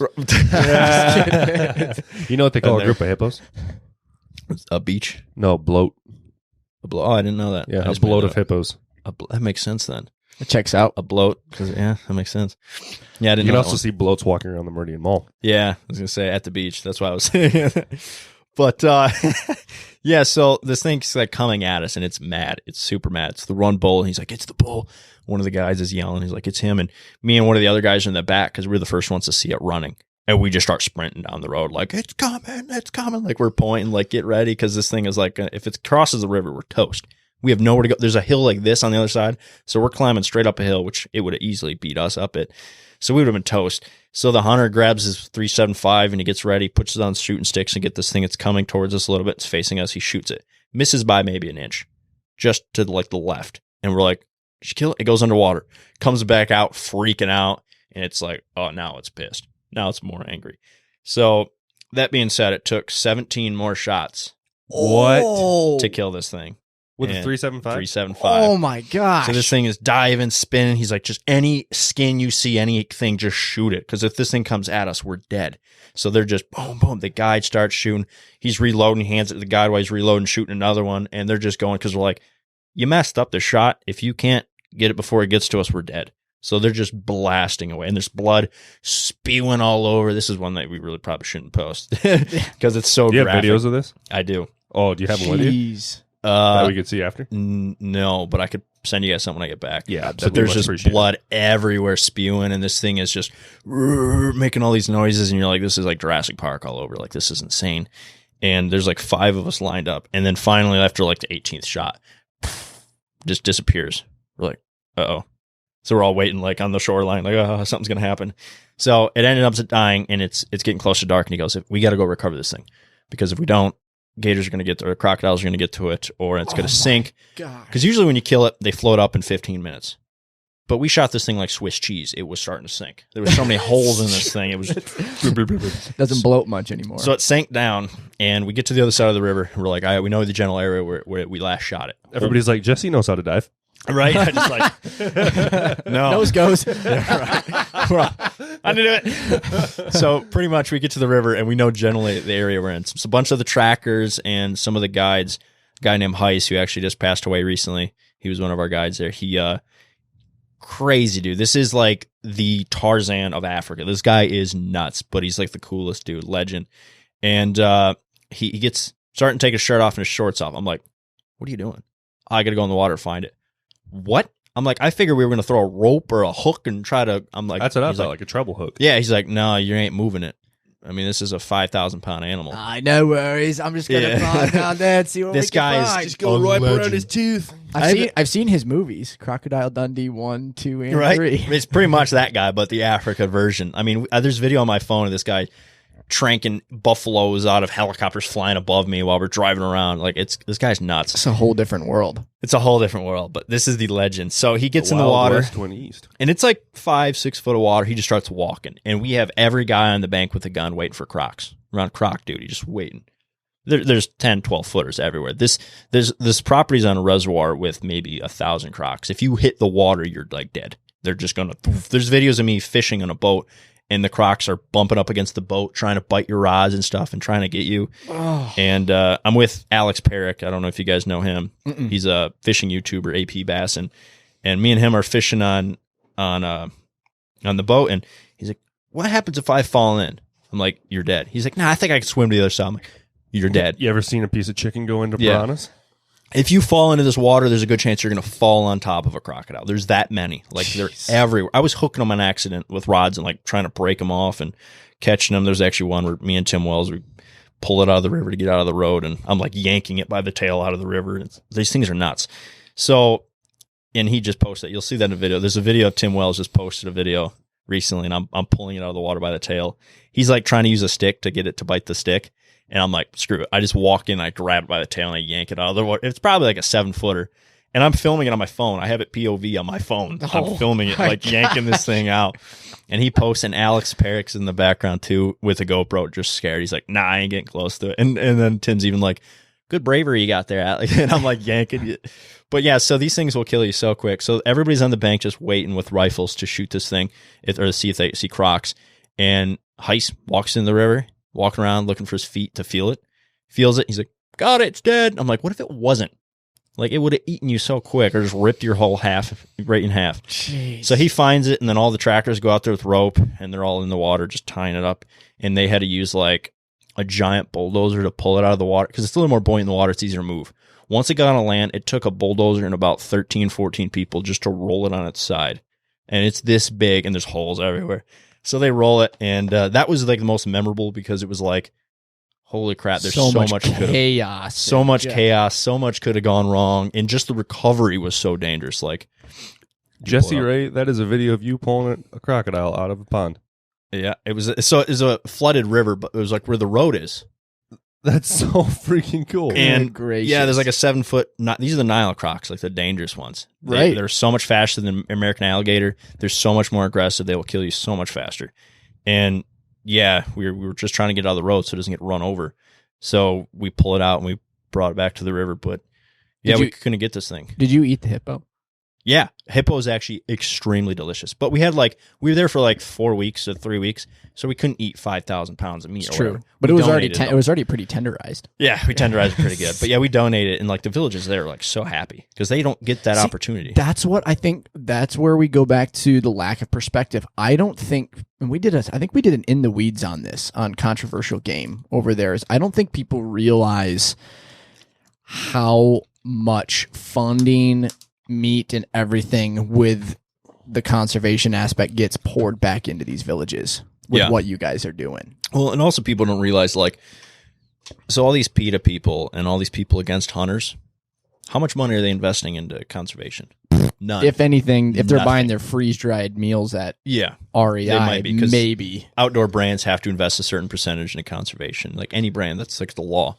So they don't understand, like, if that guy that went to kill that hippo, it was like 10 grand for that hippo. That money just went back into conservation to protect more hippos. It also eliminated a deadly hippo, which was killing hippos, and donated hundreds and hundreds of pounds of meat to the local villages, which if they didn't get that meat, those villagers probably would out and poached a hippo. So it benefits in 3, 4, 5 different ways of these hunters coming in that bring money in. I mean, without hunters, there'd be very little animals in Africa, to be honest with you. It's so huge to have somebody here who has experienced it firsthand because we've talked about it, we've done research on it and everything of the actual conservation aspect of it, but it hits way harder when somebody who's actually been in that environment and dealt with it says it. Yeah. It's got more weight to it. I mean, even the trackers that we go with, a lot of the local guys that are like, I'm like, what'd you do before this? A poacher. You're a poacher. This is how they had to feed their families. Yeah. They would literally poach animals and kill people to kill these animals because they're like, I need to survive. My family needs food. I'm like, so how are you doing this now? Hunters bring money and now I can feed family. I'm like, wow. And they're like, they love us. They love any like foreigner that comes in the country because we can bring in money and help these animals and it feeds them. It gives them jobs. They're safe. They're in these properties or reservoirs or wherever it is, and they can live in these places. I'd love to have a setup or a podcast sometimes where we have a guy like you sitting in that chair and somebody that is an avid anti-hunter. I'd love avid, that. Exotic, big game, and I want to hear like an apologist about it. Somebody that's like, here is why. I don't want my house burned down. Tie me down. Hello. But we just need to have like a boxing ring bell right here with a hammer. Just right. Ding. And then at the end of it, whoever wins, like we have a boxing match out back. But there's actually moments. Bury him underneath the bunker. Right. There's moments where I've been on a plane, like flying to Africa. I remember this one time I sat next to this little innocent old woman. She's like, doesn't like hunting. She's like, oh, what are you going to Africa for? I'm like, I'm hunting. And she's immediately like looking at me like, oh, you're a killer. I was like, oh, great. Here we go. So now I got to sit by this lady for 18 hours. And she starts asking me about it. She's like, so tell me about it. And I start telling, she's obviously anti-hunter. Not like totally like, I hate you because you're a hunter, but she's not into it. She doesn't believe it. She thinks you're killing innocent animals, blah, blah, blah. At the end of that flight, she was totally understanding and was on my side. She's like, wow, I didn't know that. Like I was telling her about the rogue elephants. I'm like, these rogue elephants bring in hundreds of thousands of dollars to a hunter that comes in. All he's got to do is shoot it. That elephant was killing dozens of people, other elephants who were in his local area, because that elephant can't mate anymore. Yeah, wrecks the gene pool. He just destroys him. Yeah, and he killed other. This elephant is practically useless. The best thing you can do is eliminate that, and Make that's bear what boots at him. Yeah, like that's what part of Mother Nature is for. Like the lions and predators take out animals like that. Not generally elephant because they're so big, but that's where us as humans have evolved to be able to take out animals like that. So obviously not barehanded, but without like us being able to do that, that elephant could have destroyed villages and killed more and more people. What's the policy, do you know, nowadays about, like, if a hunter goes over and shoots an elephant, rogue elephant, what's the policy around bringing the ivory back? Can you at all or no? No. There's certain states you can bring, or countries you can bring it back to. So like Canada, you can bring a lot back in Canada. Same with the polar bear. You can bring ivory back to Canada, but not the United States? So you just got to book your return flight through Toronto? No. Ivory can't come to the U.S. You never at all. get through customs. You never get through customs. Oh, okay. So like I know a lot of guys who have killed lions, and you can't bring those back. You can kill polar bears. You can't bring those back in the States, but you can bring them to Canada. So a lot of these guys have little cabins in Canada or outfitters, and they just mount them and leave them there to have them. And then over long periods of times and lots of paperwork, sometimes you can get them back. Like Mark, I think, just got back his lion he killed like 12 years ago. Like he's finally getting it back through all the BS he had to go through. So there's a lot to go through. But he's also got an outfitter in Canada, and he's like, I just keep everything there. I wonder if that dentist has got Cecil the lion back yet. That one probably not, because that was kind of a popular lion. That one probably not. But like that's a big thing too, because that guy didn't know it was Cecil the lion. It was on a wild preserve that was legally allowed to hunt on, and it just so happened to be there. It's not like he poached that thing. And it's unfortunate he killed a lion that was raised and protected or whatever, but that happens. Sometimes this is why you should leave naming animals solely up to hunters. Yeah, and I even feel weird about, I don't like to name an animal specifically until it's dead. Because if I name it before, I feel like it's... You feel like you got ownership over it? Yeah, it just feels weird. Like Even like whitetail bucks, if you've been watching one for 3 or 4 years, I'll and have you some kind of nickname. Nickname the characteristics. Yeah. Like if it's like a real tall buck, I'll be like, oh, it's a tall 8. Or skyscraper or something. But when I actually get it on the wall, I come up with some kind of nickname with it. So like my buck, I named Whiskey after. Mm-hmm. It was just a way for me to remember it, to talk to people. Hey, remember that buck Whiskey I killed? And I named him because I killed it on a property that used to be a whiskey distillery. So it was just like, that's cool. Yeah. It came into my head. I I'm like that. Cool. Whiskey. But usually I do something very basic where it's like there was a buck I was targeting in my cabin. I named Diaz because it was a 10-point. Spanish for 10. And I just kind of stuck with it. That. It's very simple. Yeah, it's being clever though. Yeah. I always try to do something that's kind of related to him. Or like I named one Ocho before. Just same thing. Wasn't very creative because I copied it. 7-point, right? Yeah, 7 plus 1. But yeah, so it was just something simple like that. But like, I know some people that'll be like, "Oh, I named that buck Jeff." I'm like, that just starts to get. No, you're talking weird. about Andy Briggs. He's the one that does it too. Andy Briggs names his deer the most base. He's like, that's Tim, Jimmy, Joe, Jimmy, Carl, Frank. I'm like, dude, what the heck? He's like, he loves it. That's not because Andy's like a psycho. He's just the biggest goofball. He is funny guy ever, and he doesn't do it in a vindictive way. Not at all. He's just funny. A goofball. Yeah, he doesn't want to. I think he's just protesting all the guys that are naming it like, oh yeah, that's like, I don't know, what's the most common. I put way too much thought into it. Yeah. Hightower, that's a real popular one. Like I had one the other day that was super tall, and I named him Yakasami because the architect for the World Trade Center name was Yakasami. So you went into research for that one. So like I don't know. I put too much thought into it. Yeah, Andy does that because he's just kind of like trying to go against the norm. He's just being funny, but he's not actually like he's not going to put it on a wall and go, "That's Jimmy." He just does it to be funny. I love guys his buddies. Guys that swim upstream. I respect it. Yeah, that's him. He's just the biggest goofball, and I love that kid to death. And I was actually with him 2 days ago. We just did a doe hunt together, and we just shot a bunch of does for meat. And yeah, that was pretty fun. But the DNR thanks you. Yeah, we need that right now. Yeah, we have way too many does, and his proproperty specifically. I think they killed like 18 does on their property this year. You got to. We were up at Two Hats. They're we were down talking right now because last year they took down like 26. Yeah, we were talking to Colby up at Two Hats, and he said the ideal buck to doe ratio is 2 bucks to 1 doe. That would be awesome. It is. I think it's unsustainable in the wild. It's but not it possible. Wouldn't happen. No, yeah, it'd be awesome, but it would never work. We're lucky if we get 2 doe to 1 buck. Because I mean, a doe can only be bred once, but a buck can breed dozens of times. So it's like it has to be more does than buck population. It just has to. Right. Did you see that video that Hunter sent us the other day in the group chat talking about how this guy had all this public land surrounding him, and he had the 200-acre private parcel within the middle of it. Yes, he's like, yes, all I these did. massive Yes. deer are going to come in, and he's like, I can just protect it, and I don't have to shoot anything, and they're all going to get massive. And so he didn't shoot a bunch of stuff, and he said his quality of deer and his population was just brutal. The bucks went down. Mm-hmm.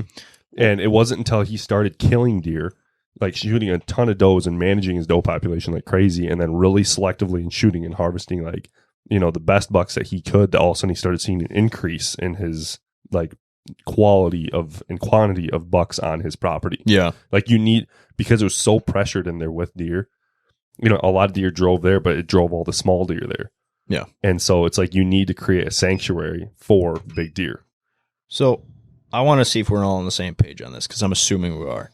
Do we all agree that Michigan's management is really, really awful? Thank you. I was like, maybe these guys are like, oh, that's great. Like, No. I'm so against our management. It is so awful. And I don't blame 100% the DNR, but the system.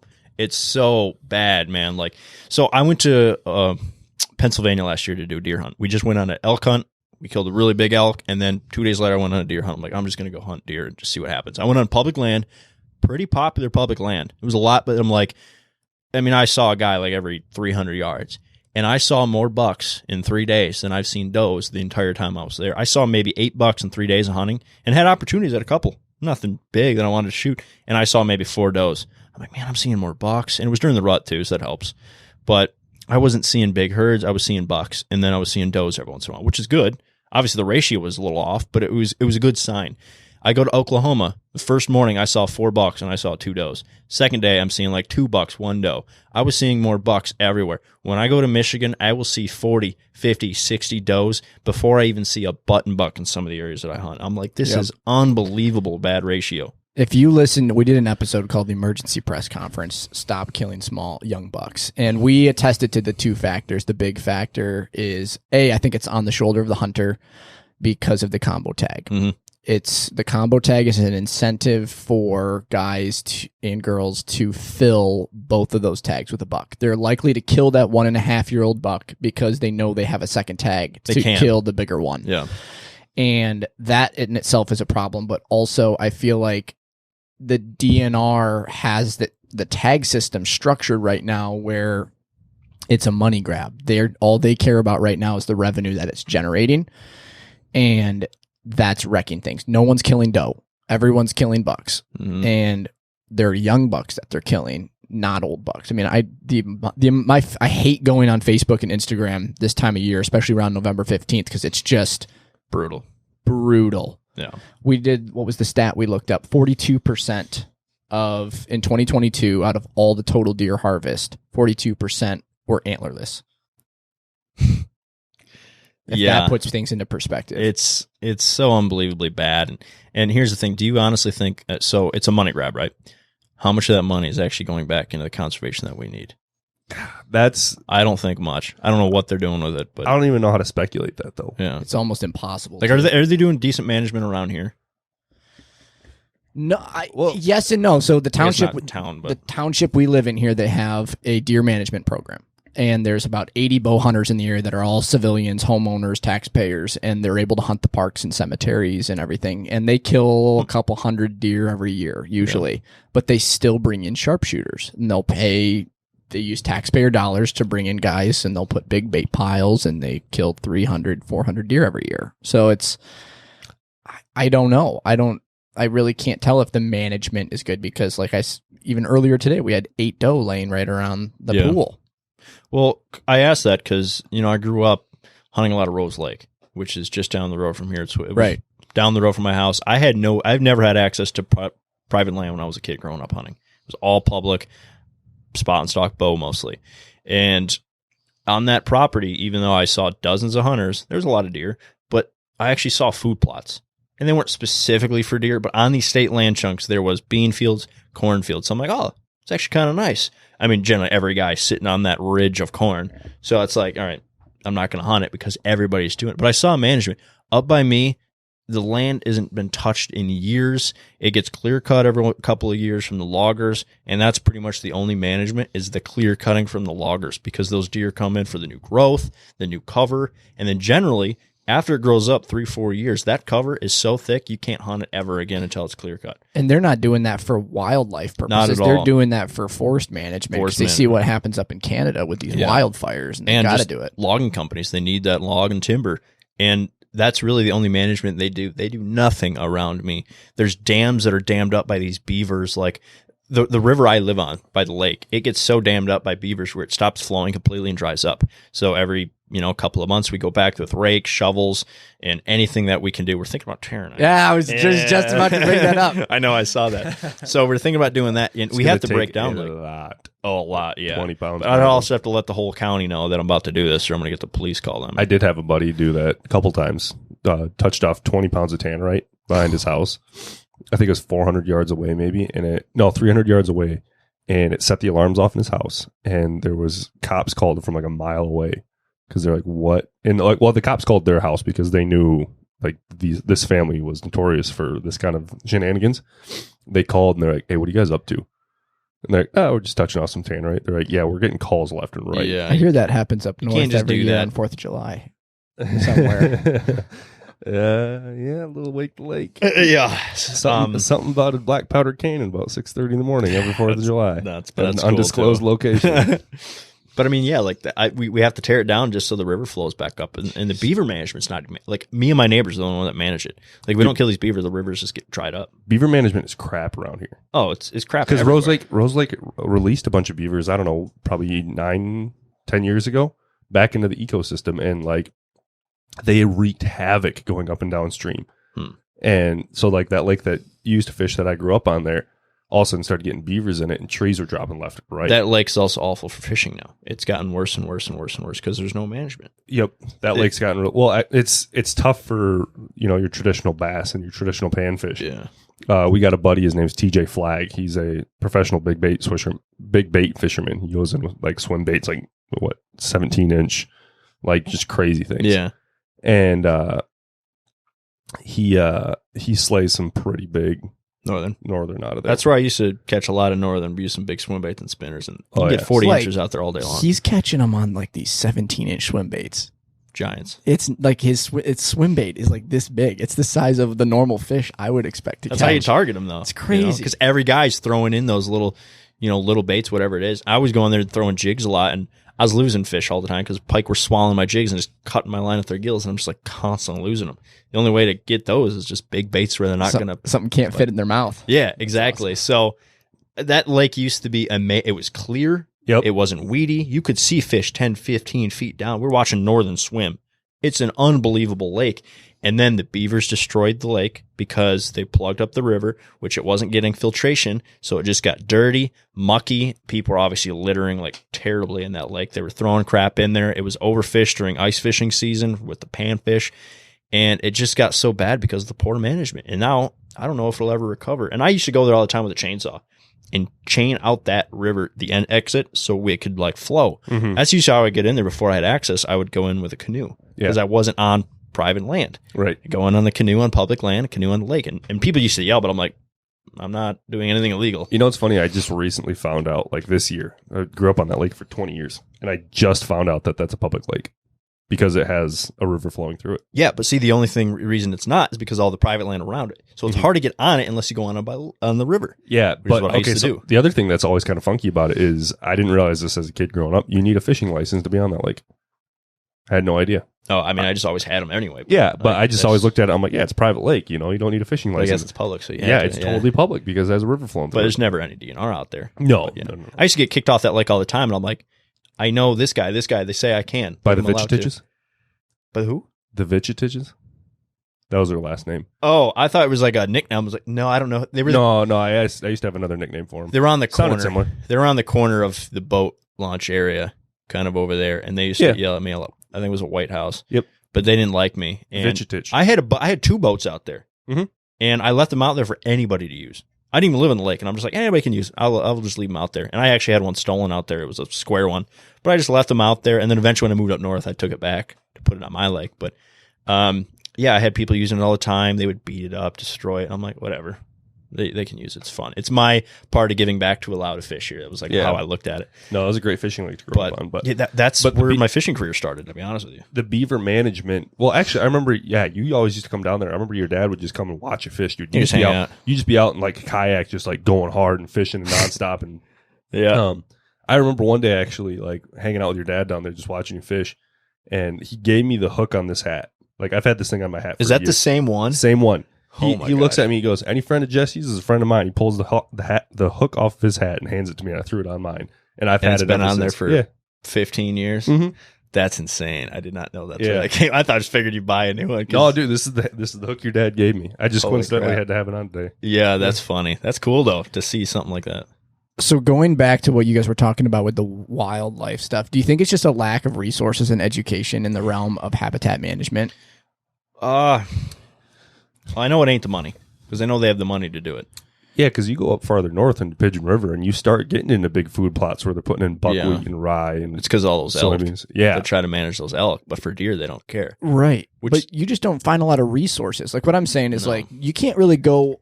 people don't know that they need to be managed. So like from your perspective with the beavers, you're saying this river drives up, we got to go in, we got to trap them, we got to pull all of the dams and whatnot out. But I feel like you can't just go online and find a resource that teaches you how to properly manage beaver. 357 Magnum sitting above their dam.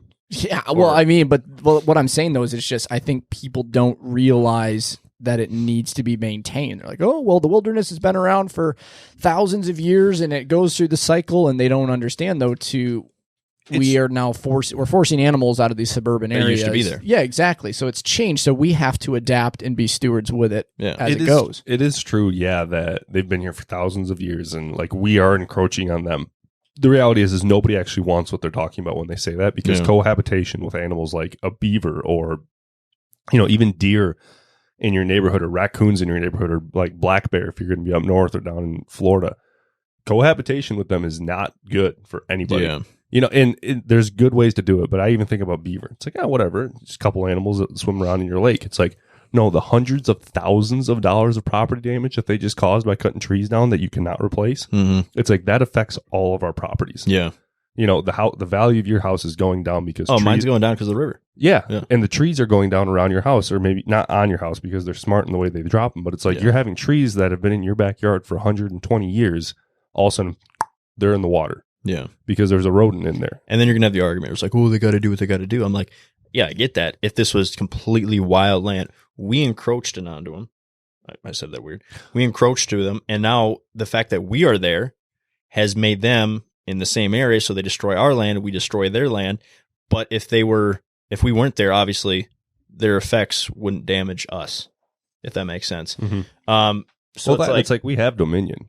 Like, nobody likes to talk about that, but like same thing with like people that, if I start talking about the Indians, everybody's going to get really upset. But we have dominion over these animals. We are supposed to go and steward the land. And when we come and do it, they benefit from it. People don't understand that. When we come and we establish something, right? Like you think about like high fence operation is like the most drastic thought of that. Yeah. We come and we put fences up and we contain these deer and they're not wild anymore. But it's like those deer have the best lifestyle out of any deer. 100%. That are on the living planet. In a paradise. Yeah, and like maybe it's a Truman Show mentality, but they don't know any better. Yeah. They're so happy and content and they're well managed, and it's like when we come in and we imprint on what they're doing, people are like, we shouldn't be messing with it. It's like, no, they do benefit. So even when you take the fences down, put the hunters in there, put the management practices in there, cut some trees down, establish some food plots, it's not natural anymore, but it's mimicking. Yeah. And everything in the ecosystem benefits when you really take into consideration. Well, I shouldn't say everything because certain things die. You start messing with it in a little bit, but it can get tricky. But the main target species will benefit from it. Yeah. It's what we're supposed to do. And here's the thing, like when people see that they're so against high fence, if they managed a high fence property like they did and didn't have a fence, those deer would still be there because it is a perfect place for them to feed, get water, to live. The only reason those fences are there are to keep people out or other creatures. Same thing with Africa. People are like, that's just to keep the animals in. The property we're hunting is 100,000 acres. It's not to keep the animals in. That's to keep poachers out, to keep those people from coming in and killing these animals. Those animals have 100,000 acres to roam free on. They are like, I don't even need to see the fence. It's as wild as it gets. As wild. You'll never see that fence if you wanted to. There's a stat I read that said a whitetail buck rarely leaves a 600-acre block for their lifetime. Exactly. So imagine having a 1,000-acre high fence property. That buck wasn't going to leave anyway. And you know what? They're like, oh, that deer gets shot in a few years. On public land, it would have got eaten, diseased, shot, ran over by a car within 2-3 years. On these properties, they live 5 to 6 years old. 2 years if it's lucky on public land. Yeah, that's a really big point that people don't get. These animals are living longer with better lifestyles because they don't realize on public lands and on, just out in the wild, it's like 1, 2, 3 years maybe. Like a 3-year-old deer in Michigan, that's an old deer. We call it the FUD effect. The FUD effect. Yeah. Well, exactly. They live better lives, and people are so against it. I'm like, yeah, they can also manage, genetics in these places. They can manage herds. They can manage money for conservation. It is so much more proper beneficial. Nutrition, like everything. Yeah. Do I think we need to be like a Texas and have everything fenced off? No, obviously not. There's some place like most of South Africa is fenced off, but that is not to keep animals in. If there's fences on the entire property and they're still all there, they're still all in the same country. They're just fenced in to keep people out from poaching these animals. There needs to be more education, because I know even like up in the Bath area, kind of by Rose Lake, there are multiple massive chunks of neighbors that do QDM.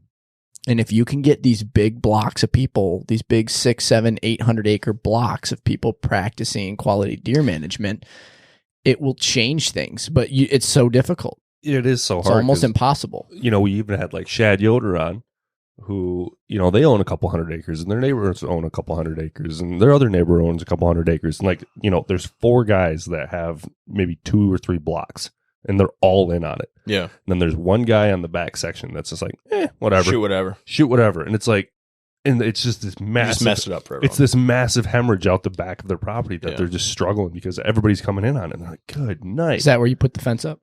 Yeah, just in a U shape, just on the backside, 16 feet. Build the wall. But it's so like, the weakest link in the chain is really going to struggle for everybody. Oh, 100%. What? I thought you were about to say the chink in the armor. Oh yeah, no, I can't talk about Indians, walls, and chinks all in the same podcast. All right, are we ready for our favorite segment? This is gonna be so good. Uh-oh. Yeah, play the drop. Play the drop. We have a new drop. I forgot to load the other one in, so we're gonna run with it. Run that one. I can run with this until I cut it out. Now, gear. There's no way you are not a gear guy. And at Ataso, we are massive gear people. We're gear nuts. And the best part about it is this is like the first big media guy we've ever had down here. So I'm going to elect that we split gear into 2 categories. So we're going to do in the field gear, but then I also want to spend a little bit of time talking about camera gear. Okay. Because I can nerd out over that and most people can't. Yeah. So come along for the ride. Let's start with the traditional gear aspect of it. So we're gonna have you list off. I don't know. I don't even know because he's all over the place. I guess we'll do top 5 pieces of gear that you never go out in the field without. Weapon excluded. Weapon excluded. It's not my weapon. Nope. No. So weapon. This is talking. There goes that Matthews ad. I'm just kidding. Yeah. So we're talking because systems, gear, whatever it may be, the top 5 pieces of gear that you own that you don't leave without. I've never really thought about it, to be honest. I am a gear guy, obviously. I pulled up. You should see his truck. It's just like the guy's got deck systems and racks and Yeti coolers and bow cases and rifles. Grizzly coolers. There you go. Oh. Yeah, we don't say the Y word. Yeah. Well, I mean, it's funny because I never really cared about that stuff. But once I started to do it for a living, the gears just made my life 1,000 times easier. Like if you're just a casual weekend guy, you don't need all the super expensive gear, but I do this for a living. So even with my truck, like that truck build and all that stuff makes my life a lot easier. It makes it efficient. It makes it work. And do I work with those brands? Yeah, but do I need to? No, I work with those brands because they're things I would probably use anyway. That's what we talk about. It's systems. Yeah. It's like everything that we use in life, they're tools, and they're 100%. Tools. When you're digging a ditch out, it's way easier to have an excavator than a shovel. Yeah. And if you can.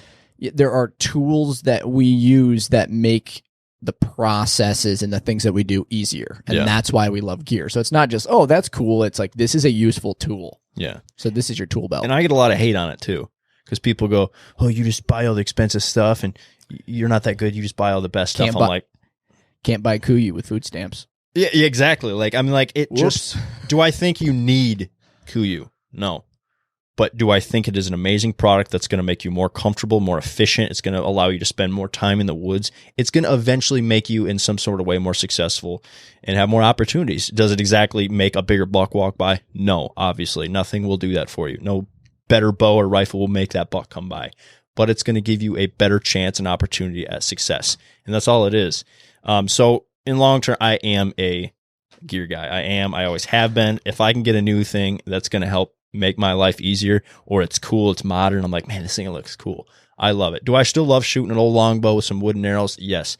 Like, I love that. But new gear just makes my life easier and makes me more successful. And when I do it for a living, success is kind of important. Well, we're in the right place. Yeah. So top 5. Oh, man. If you need to break it down from North America to Africa categories, if there's different, if that makes it easier for you, we can do that. First one, I'm going to start off with stiff boots.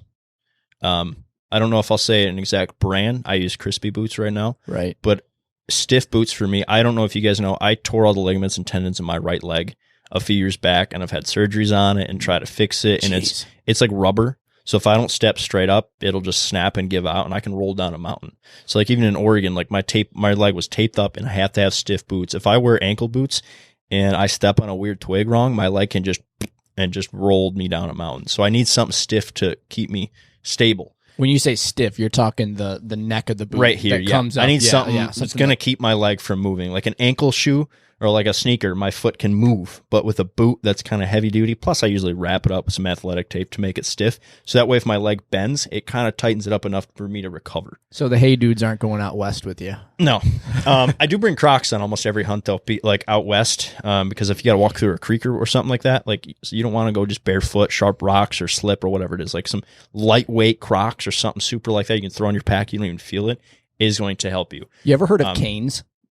I haven't. So you should look them up. They're made out of sugar cane, but they're like an active recovery. I know you work out a lot. So it's an active recovery shoe that looks like a Croc, but it fits like a tennis shoe. You gotta send me the link. I will. I'll send it to you after this because I bought a pair and they're incredible. I wear them everywhere. They've got holes in them so they drain water and stuff. But Jamie, pull it up. Yeah, Jamie. We need a Jamie. Okay. Number 2. So trekking poles, and that is literally because it saved me on my last hunt in Oregon. A lot of it's going to be based off this Oregon hunt because it was such a brutal hunt. Trekking poles, one, it helps you just spread the weight out when you're carrying something. If you're carrying a heavy pack, like we were in Oregon, up these mountains carrying heavy weight, if you can put a little bit of weight on your arms and shoulders instead of just solid legs, you're not going to burn out as quickly. You're going to be able to go farther. You're the first non-granola person to tell me about that. Non-what? Granola. Granola? Granola is how we describe like people who love hiking and just the outdoors. I used to run to all these like little nature Karens with like the thin rim glasses, and they're like, these poles, they got the gross little greasy rat tail on the back of their hair, and they look like they smell, and they smell like they look, and you know exactly what I'm talking about. And like they're like, these poles take 25% of the weight out. I'm like, yeah, bull crap. But like to hear it come from a guy like you, I'm like, wait, there might be something to those. For basic hiking, I mean, I don't know if they're 100% necessary, but like, they're walking on like a walking. They're carrying like maybe a tent and some like a pack. Like we're carrying 100 pounds of pack out meat. It will save your legs if you're especially not in great shape. It's going to spread about, I don't know the percentage. It's going to spread out that weight, especially if you need to lean forward. You can get a kind of a rest on your back instead of just hanging over. You're putting all that weight on your lower spine. If you can have your arms to plant, it gives you a little bit of a minute to just kind of take a break. But that's for me, even going uphill, if you can use those spikes to kind of grab, you kind of do like a pull up at the same time. You're pulling as you're pushing with your legs. So it's kind of spreading that out. So at a long hike like that with my bad leg, those trekking poles saved me on that last couple of days of hunting. Especially it's just slippery and wet. And there's parts where like we're on this shale rock like this. If you slip, you're going down. So I would stick the trekking pole in the ground. So if I fell, I would kind of like run into the trekking pole and kind of hold. And it saved me a couple times. There's a few moments where I think it might have saved me from rolling. Or I grab it into a tree branch and I'm able to pull around it. And then even a great use out of it is if you're doing elk hunt, you can put that trekking pole in between the elk's antlers when you're doing a pack out and tie it to your pack so it's not swaying and moving, anything. Like they just have a really good, and they weigh a couple ounces. So I think a good pair of trekking poles, obviously for a whitetail hunt, I don't think it's necessary. Are you one of those guys when you're building out your spreadsheet of like what you're going to take on your pack out? Are you like listing the weights by ounces. Not at all. No. I love those guys. I feel it. I pack it, hold it. This is good. Or I need to take something out. I don't. The same thing with like people who work out. They're like, I need to count my calories and all this, the sodium intake. I'm like, I'll see how I feel. Just get a good pump. See what happens. Yeah. I'll see what happens. If I feel hungry, I'll eat more. If I don't feel I'm hungry, I'm not going to force it's just like same thing. I'm not calculated with that. Mm-hmm. I'll just do it. If it's too heavy, I'll just deal with it. I'm going to have to. I have no option. If you're in the mountains and you're trying to survive, like, just deal with it. Don't complain. Some people are so precise on every little thing. I'm like, just do it. Like, if you're going to the gym to be able to carry weight and you think 1 pound or 6 ounces, obviously ounces is pounds in the mountains. That's a term that's been very well known in the military and in hunting. But if you're training for it and you think 1 pound's going to make or break you, just do it.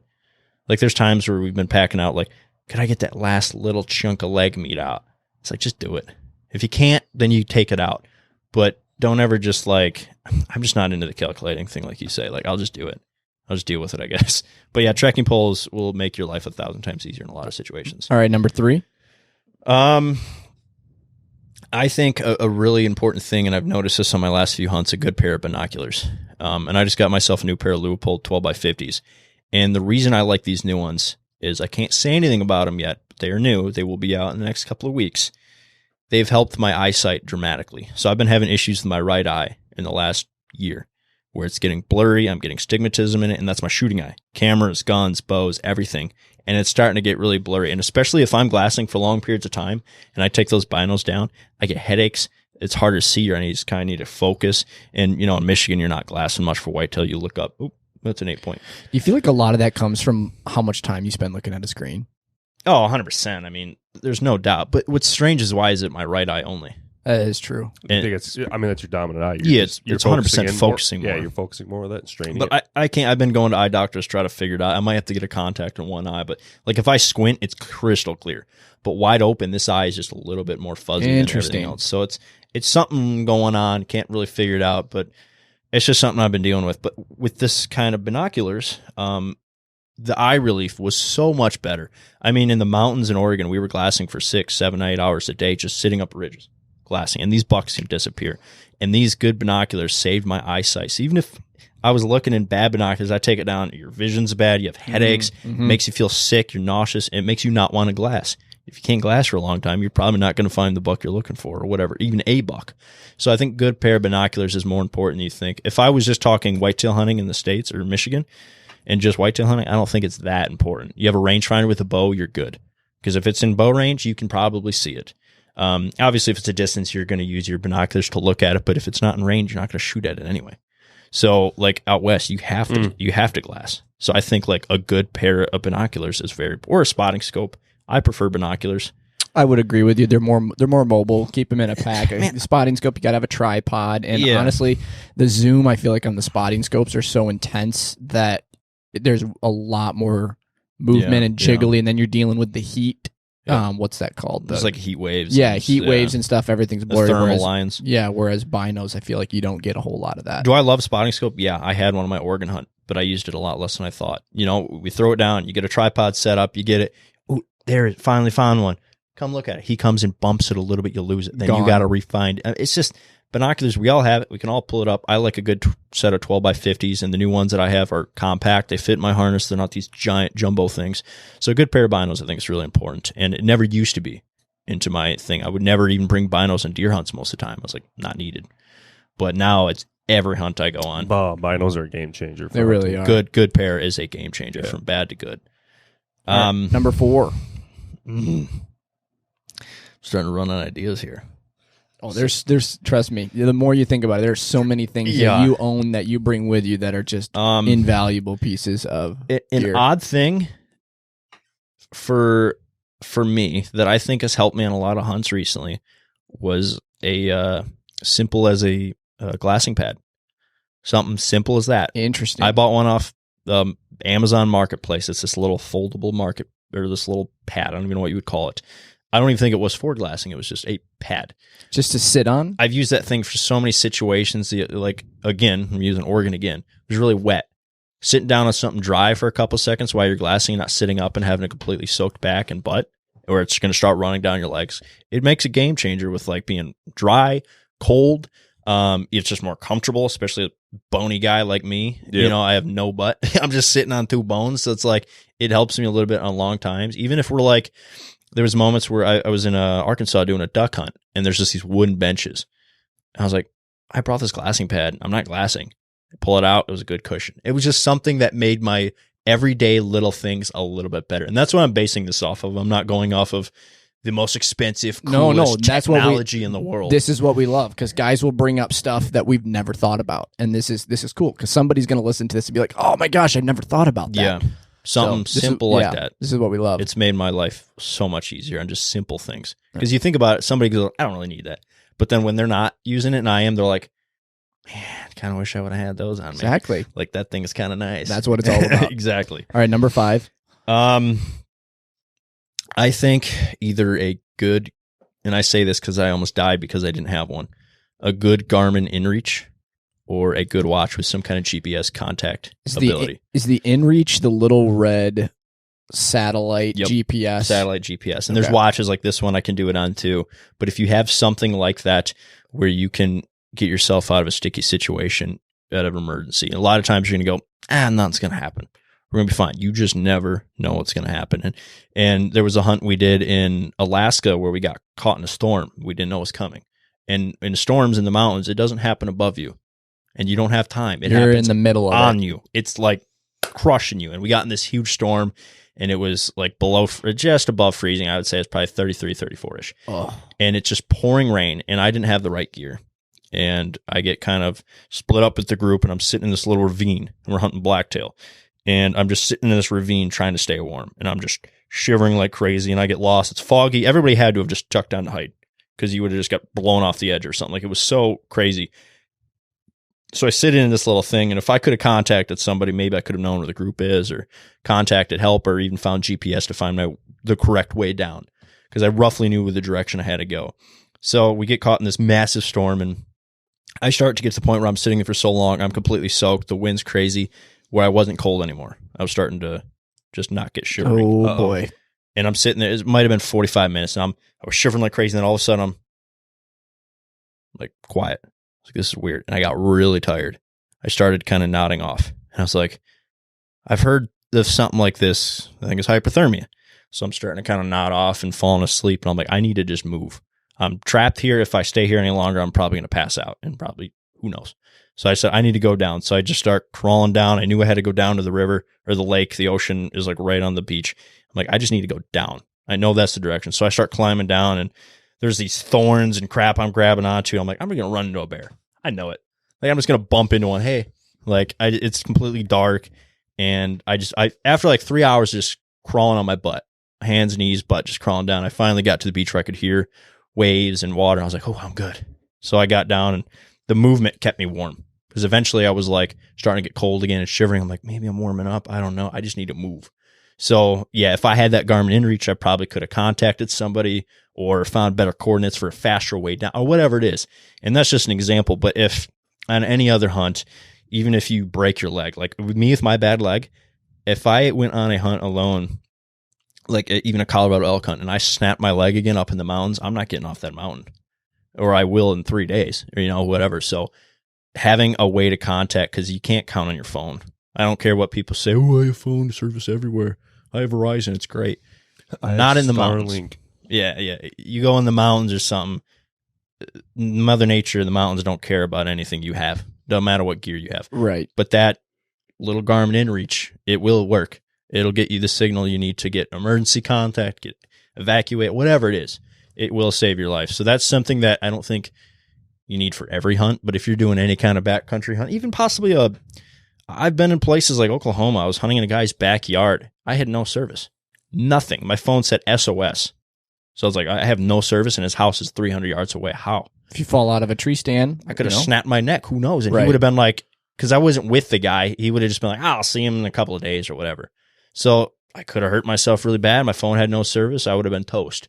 But an InReach is still going to get you enough signal to get emergency contact. That's huge. I feel like that's a really underrated piece of gear that people don't think about. It's an investment for your life. Yeah. For like $500-600, you're like, I don't really need that.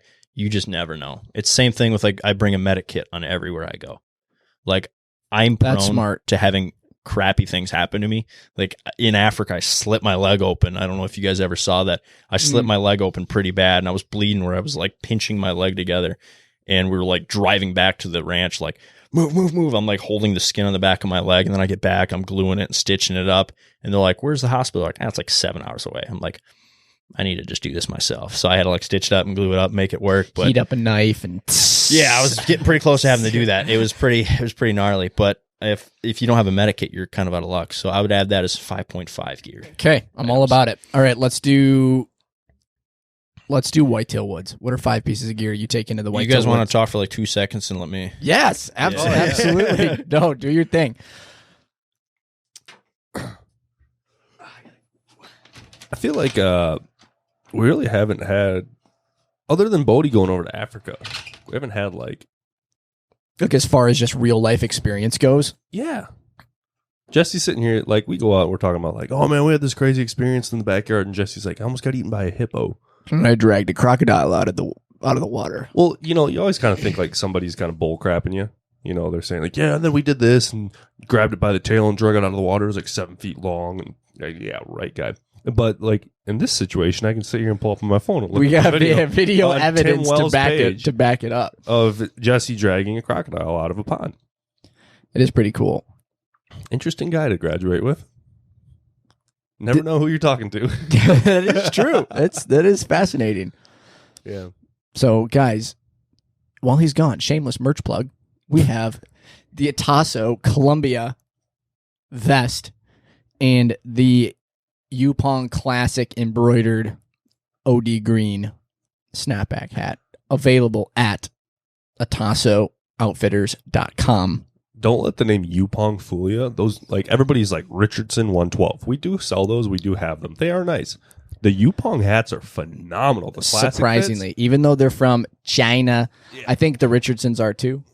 Are they? Probably. But yes, they fit very well. So guys, go check those out very at comfy atasoutfitters.com. Also, if you're a little confused by what we do or who we are, now on the website, there is a pretty long bio kind of what our core values are and what our plan is, what our goals are, and a little bit more about us. So if you ever have any questions there, go check that out at atasoutfitters.com. Live back after a potty break.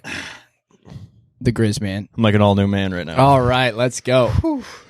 Okay, Gear Talk 2.0, Whitetail Woods, top 5 pieces of gear that you take with you to the Whitetail Woods, weapon excluded. This one should be a little bit easier. Just be like, ma'am, thank you, ma'am. A saddle.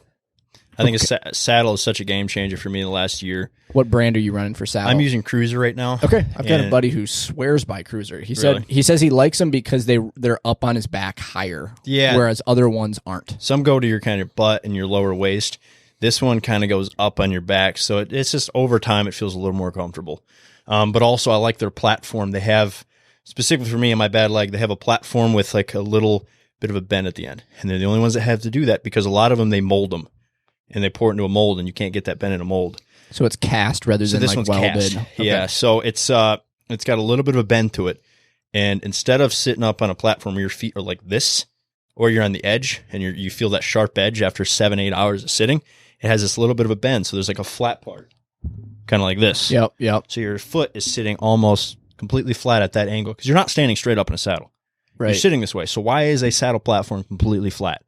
It should have some kind of part where it's arched, so that way it seems like you're standing straight up. At the angle, because you're sitting like this, and your feet are like this. You're bending your, and with my bad leg, it puts a lot of tension on my tendon.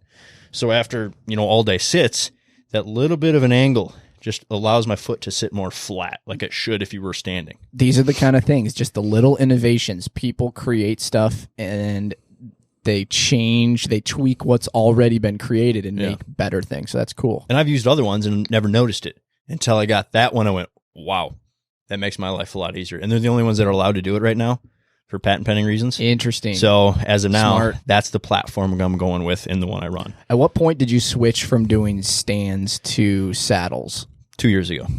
Game changer? I don't know if it's a game changer, but it allows me to be more versatile. I can move quicker. I can be more comfortable for short periods of time. You know, after I think a fourth day sit where you're just all day long during the rut, I think a stand's gonna be more comfortable. But the saddle has been, if you get it set and adjusted for you correctly, it is extremely comfortable for long periods of time. But I usually do, 3-hour sit, I'll move.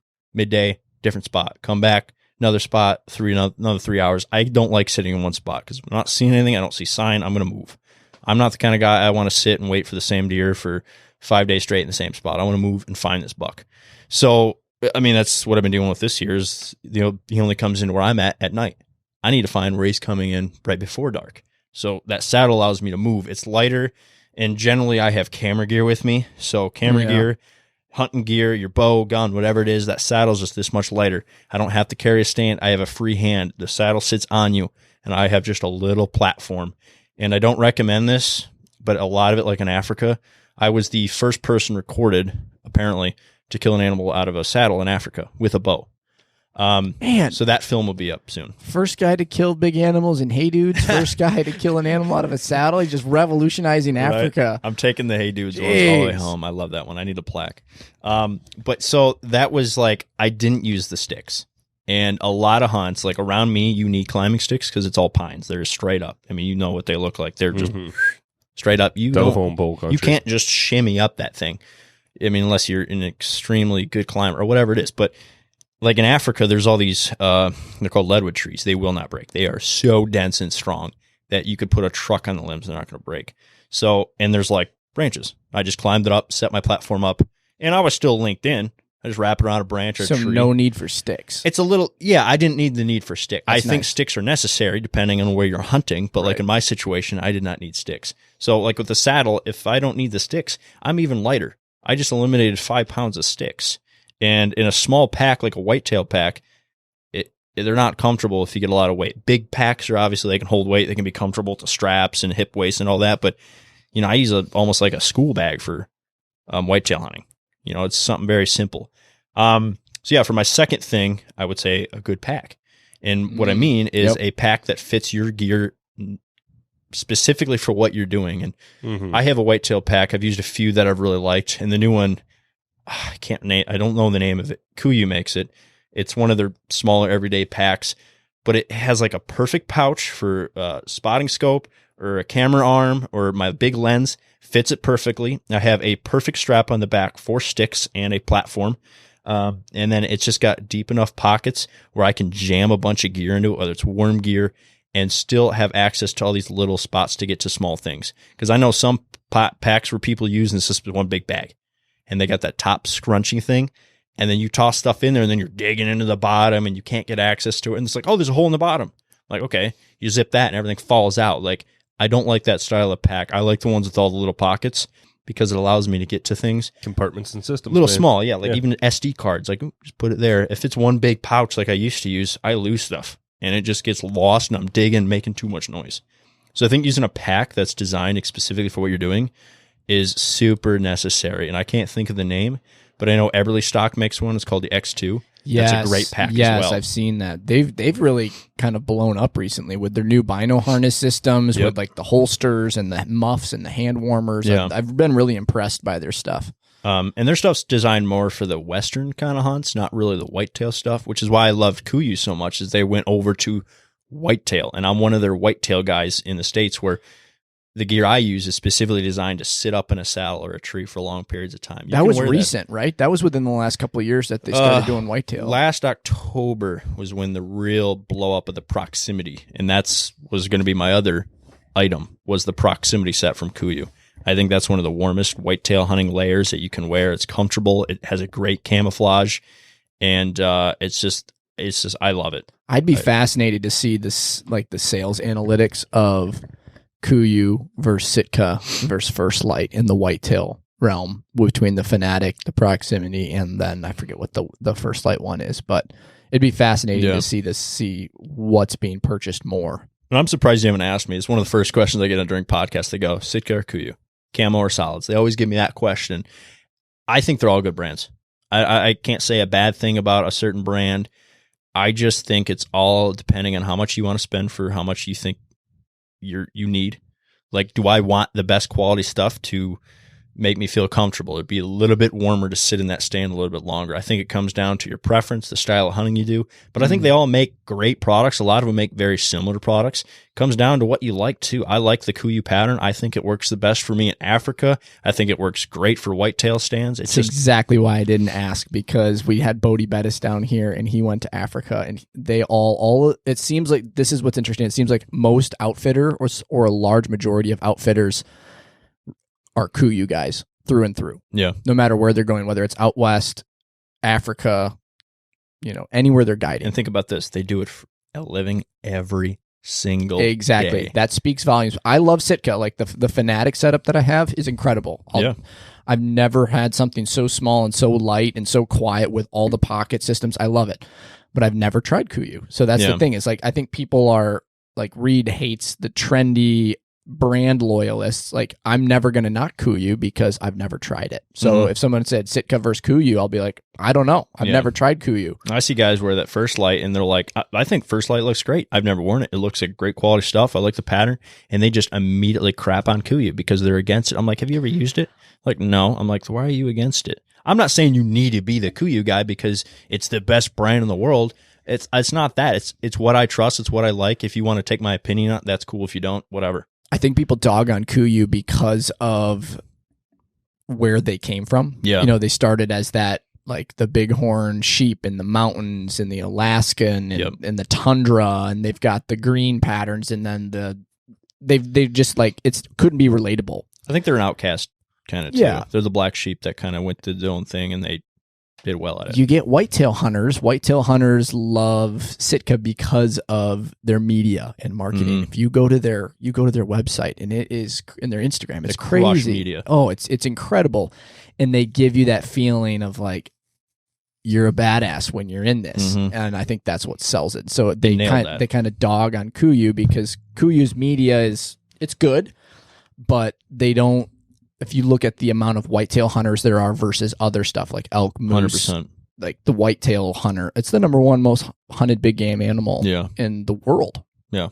So that's probably. I do notice one thing too is when I see the guy wearing Sitka, he's got it all. He's got the socks. He's got the hat. He's got everything is Sitka, and that guy bought it because he could.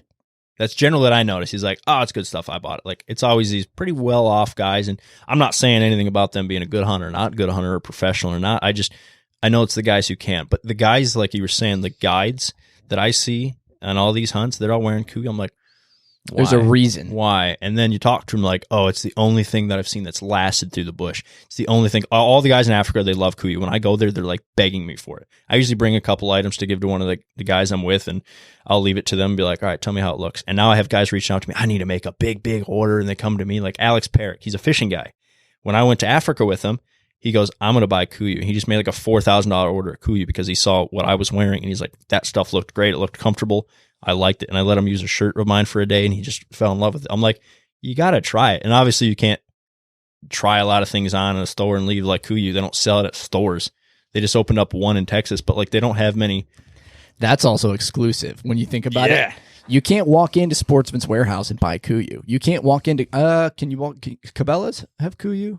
I can't remember. No, nobody sells Kuiu, but they opened up one Kuiu store. So you can't do retail, which is like that in itself. The Sitka was like that too. They didn't do that either. They just recently started doing that. Right. Now they're everywhere. So if you haven't tried Kuiu and you want to, I tell you to go to some kind of sports show.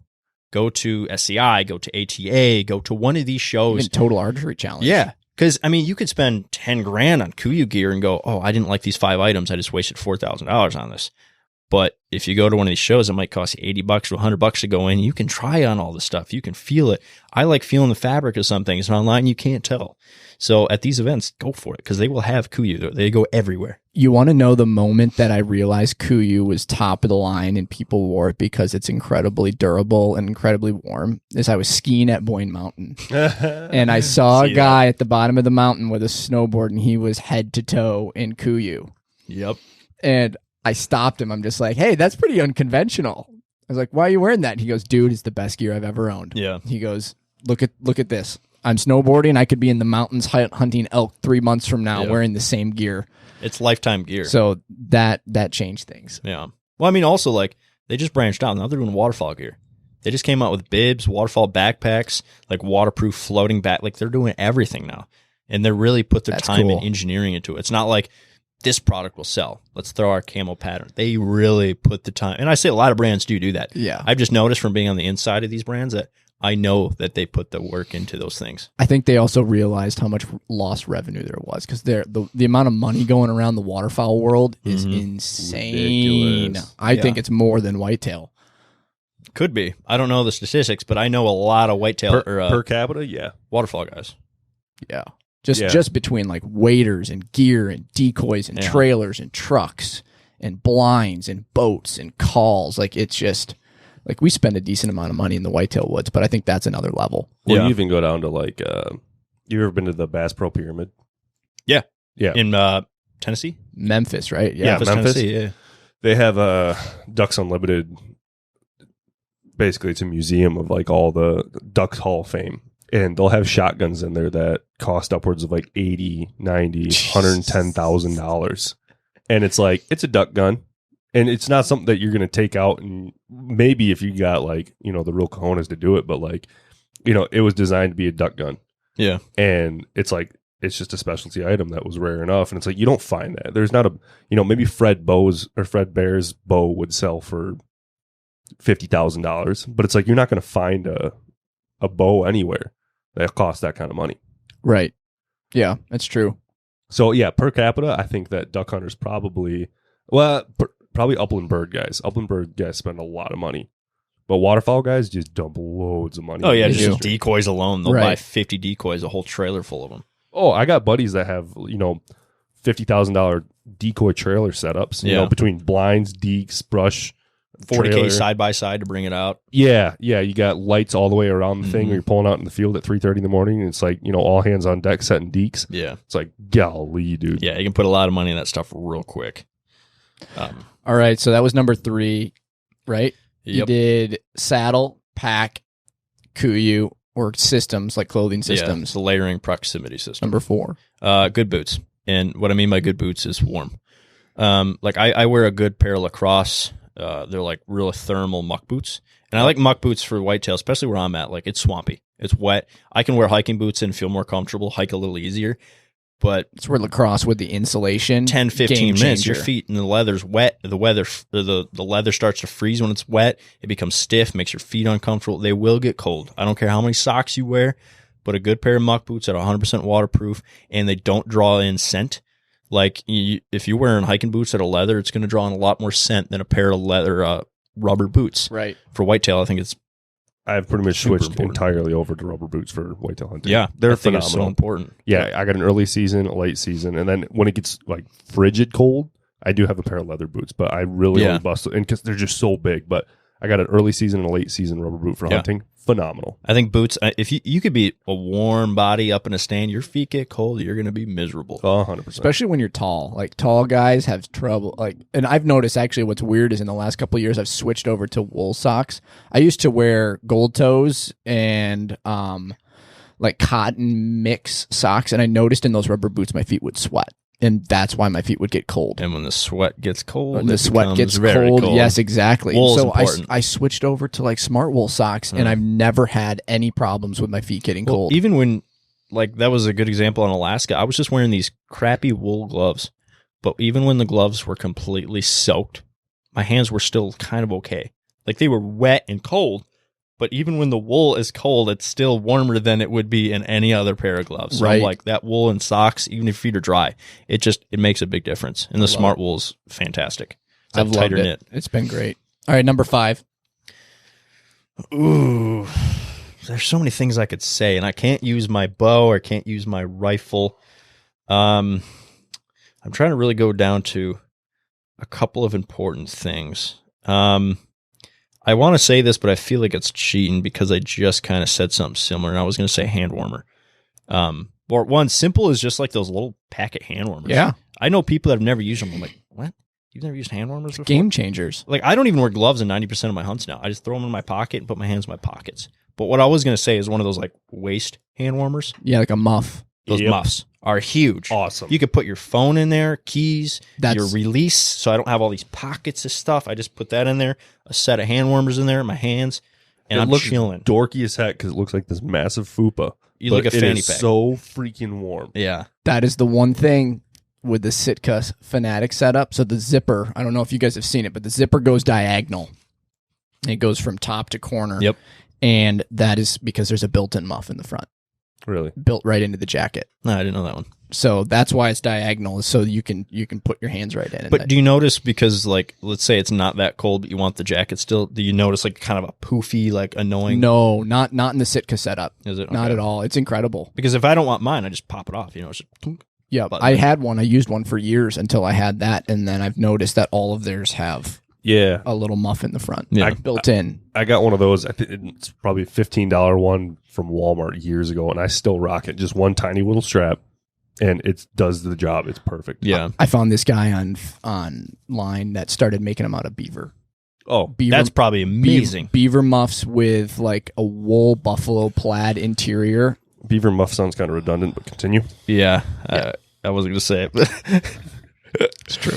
But yeah, no, beaver hide is thick, it's warm, it's water resistant, Super like, it's waterproof. perfect. It looked cool. It's kind of underrated though. Like, I don't see a lot of guys running it, but I'm like, it's such a game changer. Not even just for the warmth, but just for like keeping things in one place. My release, like, I don't know how many times I lose release while I'm in a stand.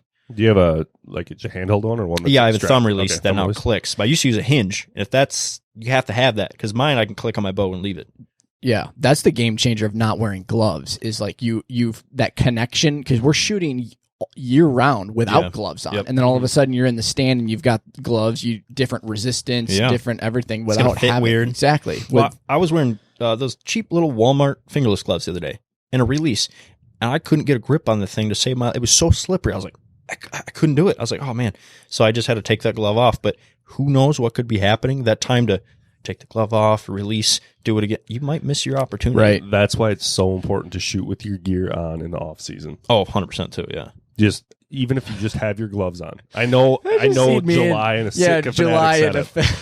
He's sitting there sweating, but you got to get your gloves out. And this is all because you owe it to that animal to put the appropriate Yeah. ethical shot on. Absolutely. Put your gloves on and shoot. Put your jacket on and shoot. See where things are going to catch and grab. See what it's going to sound like when you draw back. Yep. You just need to know everything. Well, I also think it's very important that people don't understand. I think it's super important to have one stand that you don't use, set it up in your backyard and leave it there right below your target. I want you to be practicing at the average height you're shooting at, because people don't understand. And the same thing happened in Africa. When you go from a whitetail shot, which is right behind that shoulder, and it's horizontal or like broadside right across from you, if you're on flat ground shooting at a target, it's a perfect kill shot. You open a tree and you aim that same spot. By the time you get to that heart, you're probably shooting right under it, just into the brisket, and you're going to make a bad shot. And a brisket shot will not kill a deer in most situations. So you need to learn that angle. You need to go, all right, so I'm 20 feet above him. He's right below me. I see the heart shot, but I'm not going to hit the heart shot. I'm not going to hit the perfect shot where I would normally aim on that little 12 ring. I got to aim above that. So in the center of that animal's body, where that heart is, that arrow is going to go through. You got to aim like at his from that perspective. You almost got to aim at his spine because of Almost. the angle. That Like, back shoulder. Yeah. But you want to practice that, because if he's 20 yards away, you might got to hit that back shoulder. If he's 40 yards away, you could probably aim closer towards the actual 12 ring on a target. If you're right below him, you're probably not even going to take that shot. But you want to know where that heart is in the center. The heart's not on the outside of that skin where that arrow is hitting a target. So you always want to get yourself familiar when you're shooting at, high locations, that you got to remember where that arrow is going to go. So I always kind of aim for the back side of the animal. So I'm going, where's the exit of this arrow going to come at? And that's where I'm going to aim. So if I see the deer facing broadside here, I'm going to be aiming for the 12 ring on his backside. So wherever that arrow is going to hit on the top is where I'm actually going to hit it. So I'm imagining, all right, that's where his heart and his kill shot is, on his back shoulder. So I need to aim here. And you're just going to kind of see the arrow's trajectory. And that's Right. where you want to aim at it. Right. Okay. What is the one piece of gear that you own where every time you pull it out, you just get excited and you're so glad that you bought it and you get giddy? And that's still, I can't use my gun or bow. You can't use the weapon. So it's weapon aside. I know there's a piece I was of gonna gear say you my own. bow, but man. There is a piece of gear, though, outside of your weapon that you pull out and you're just like, it's an incredible tool and you just love it. I keep going back to my binoculars at this moment. It's the one thing I think of. And I'm going off my last and serious hunt was that Oregon hunt. Yeah. And I've never been like, I don't always think you need the best binoculars, but it really saved me on that hunt. It saved my eyes. It helped me spot things faster. It sped up time, so it made me a more efficient hunter.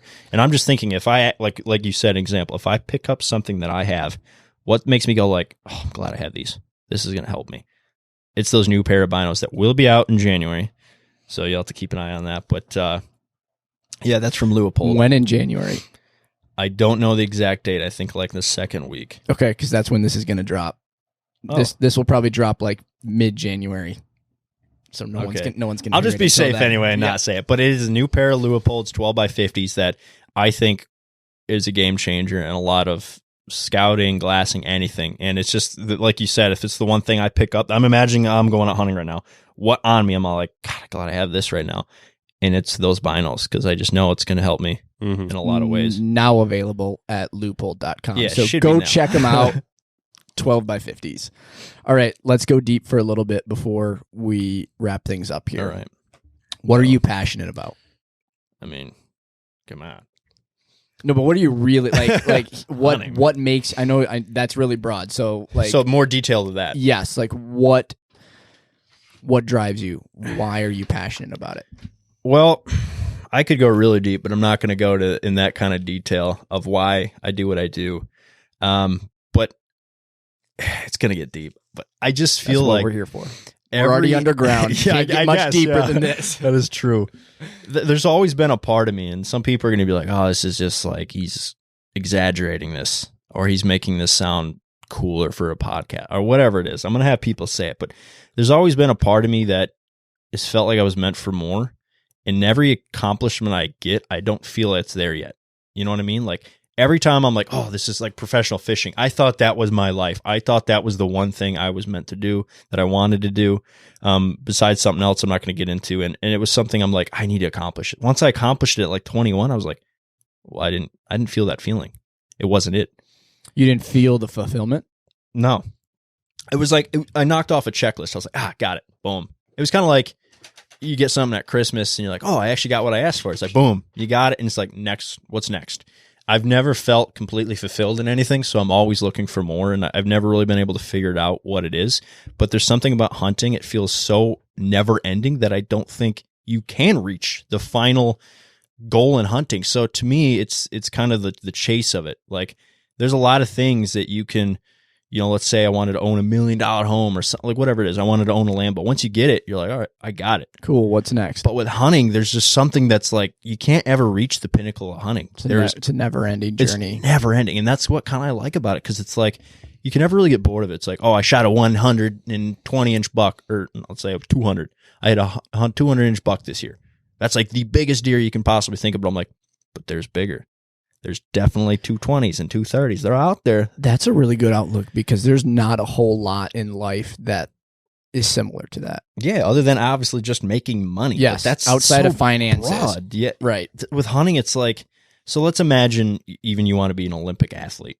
Let's say, you were the best swimmer or something. You're racing, and you won every Olympic gold. But I'm like, but that's all you can get is that gold. There's nothing beyond the gold, and you can obviously always make money, but like you're saying, besides financially, with hunting, there's always something more, bigger, badder, more difficult. There's always a better achievement. And even if you kill a nice 200-inch buck, but then the next year you go kill a 150, but it was a more difficult hunt. You put more work into it. It meant more to you. There's always something more. And that's why I love hunting so much, because it's a never-ending chase. And I don't know if there is something specific that I was meant for necessarily. Like, I don't think there was one achievement that I wanted, because I always thought so. But every time I got that achievement, I was like, that wasn't it. I didn't feel what I felt I needed to. But with hunting, it's always that gradual climb. It's the what's the phrase they say? It's the climb, not the destination, or something like that. Miley Cyrus. She the one that said it? No, she had the song, The Climb. But yeah, it's like, it's just always something to go for. It never ends. So that's kind of what I love about it. But Okay. I guess to answer your question directly, my passion is to always kind of, I don't want to say improve, but I love the progress. Always be growing. Yeah, like when I achieve something new, it's such a good feeling. Like when I killed my first 120 buck, 130 buck, it was so like, I finally got it. I finally nailed this. And the hunting is one of those things I think is the only thing that can continue on no matter what. I have never thought about that before. Like, what's above a CEO? If you wanted to become a CEO of Microsoft, what's above the CEO? Money aside, let's not put money in it at all. Once you're CEO, you're the highest of the company. Like, you can't go any higher. Yeah, you can make more money, but yeah, if we're not talking about money, if it's not about materialistic things, finances, vehicles, real estate, like name another category of activity where you won't have a glass ceiling. Yeah. I don't care what it is, whether it's football, basketball, tennis, golf, there'll always be that pinnacle. And fishing's similar, but I also think like fishing is kind of the same way as hunting. But the thing with fishing, like there's hunting is a little bit different aspect because fishing, you might be in the same boat. You might catch a 52-inch northern instead of 53, but they generally all look pretty similar. But with a buck, it could have a drop, it could have a kicker, it could have a split G2. There's always something different that you could be reaching. I've never killed a big drop tine buck. I'm not a drop tine guy. I'm more of a typical guy, but it's like, it's something I can achieve and reach for. And once that's done, there's always something. It's never ending. And that's what I like about hunting, but always pursuing something more is just something that I've thrived for. And like I said earlier, if I'm going down at all, I'm going insane. That's awesome. So that's huge. It sounds cheesy when you say it. That's what's your no, not at all. What drives you? It's that. No, that's huge. That's a very great outlook that most people don't have. Yeah. I think you've got the perspective. Also proving people wrong. I love doing that. Don't we all? That's our human nature. I will eat humble pie at this moment and say, like, of all those years that you were in school saying, like, I'm going to be a professional fisherman, we're like, bull crap. I've told people this before. I'm like, bull crap. And then this guy goes out and does it. So, like, I applaud you because you proved me wrong, like, in more ways than I could even imagine at this point. But it's like, you just go out and you do what you say you're going to do, and you do it with excellence, you do it with drive, you do it with expertise, and it produces on the other side. Yeah. There's not many people that, whatever industry or whatever thing they want to pick, there's not many people that you run into and meet that do that in any capacity. Yeah. And you're like, okay, I'm going to do it in hunting, which is ridiculous to even begin to think about because you're like, you're going to go be like, you're going to go be Meat Eater. You're going to go be Cam Haines. You're going to go like be Cabela's. It's like, no, I'm going to start my own thing. Yeah.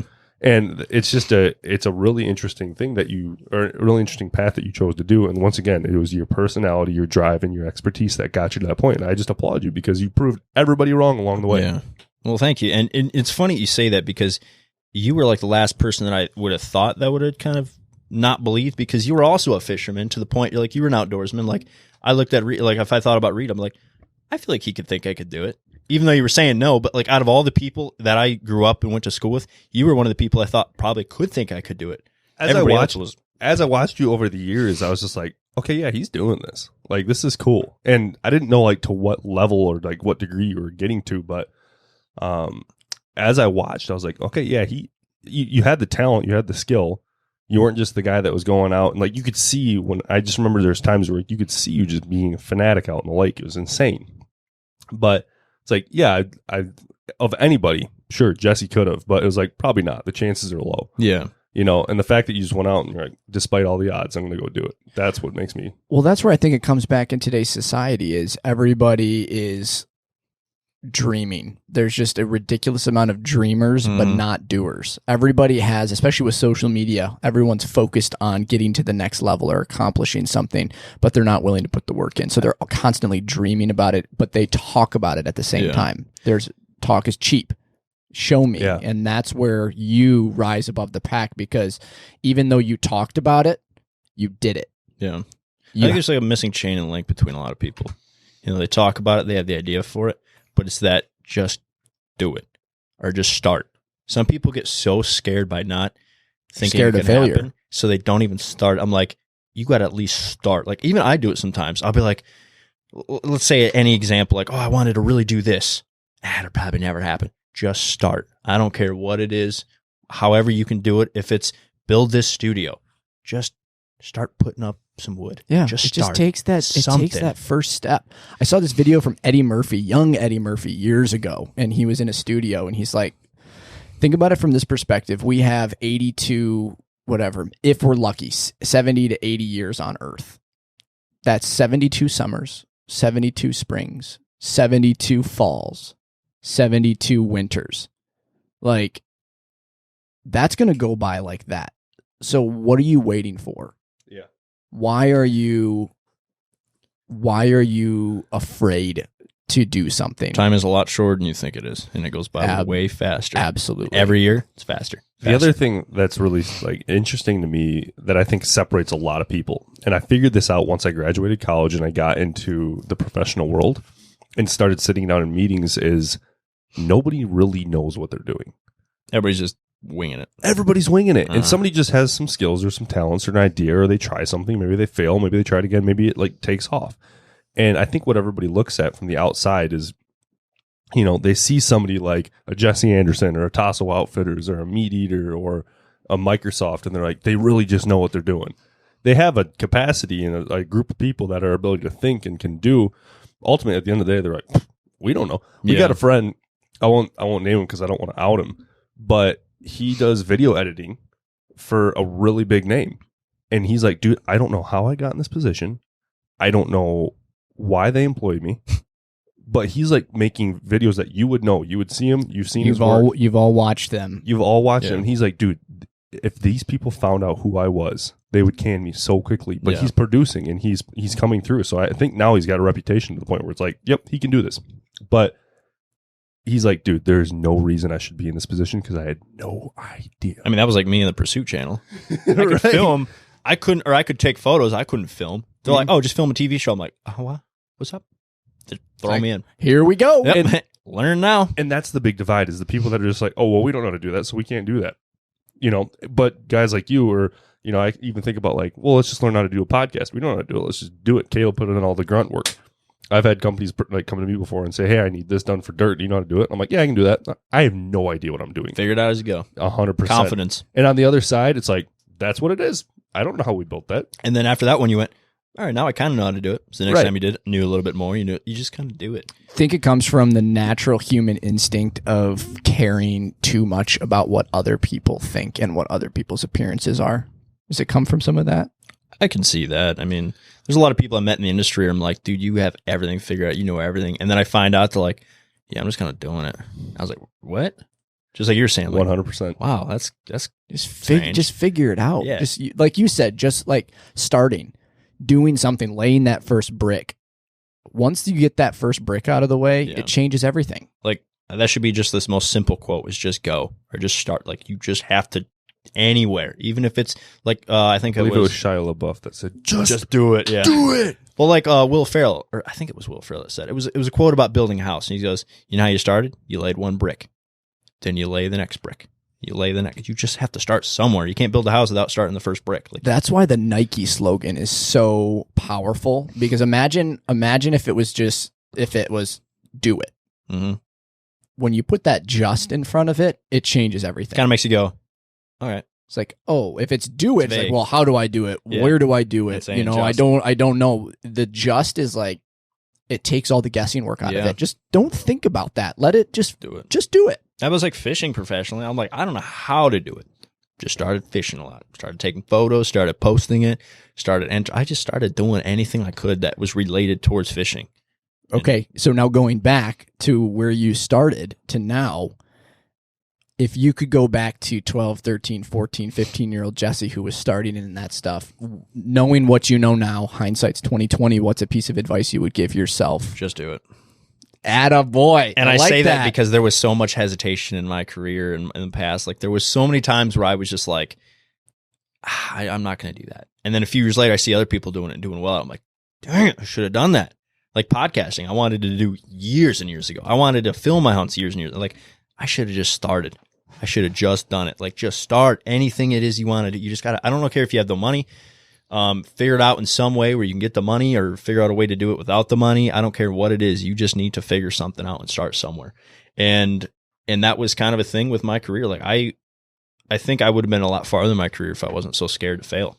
And that was such a thing in me. I was so terrified to fail, especially for like all the people who didn't believe in me in high school. Like my thing was like, I wanted to prove everybody wrong.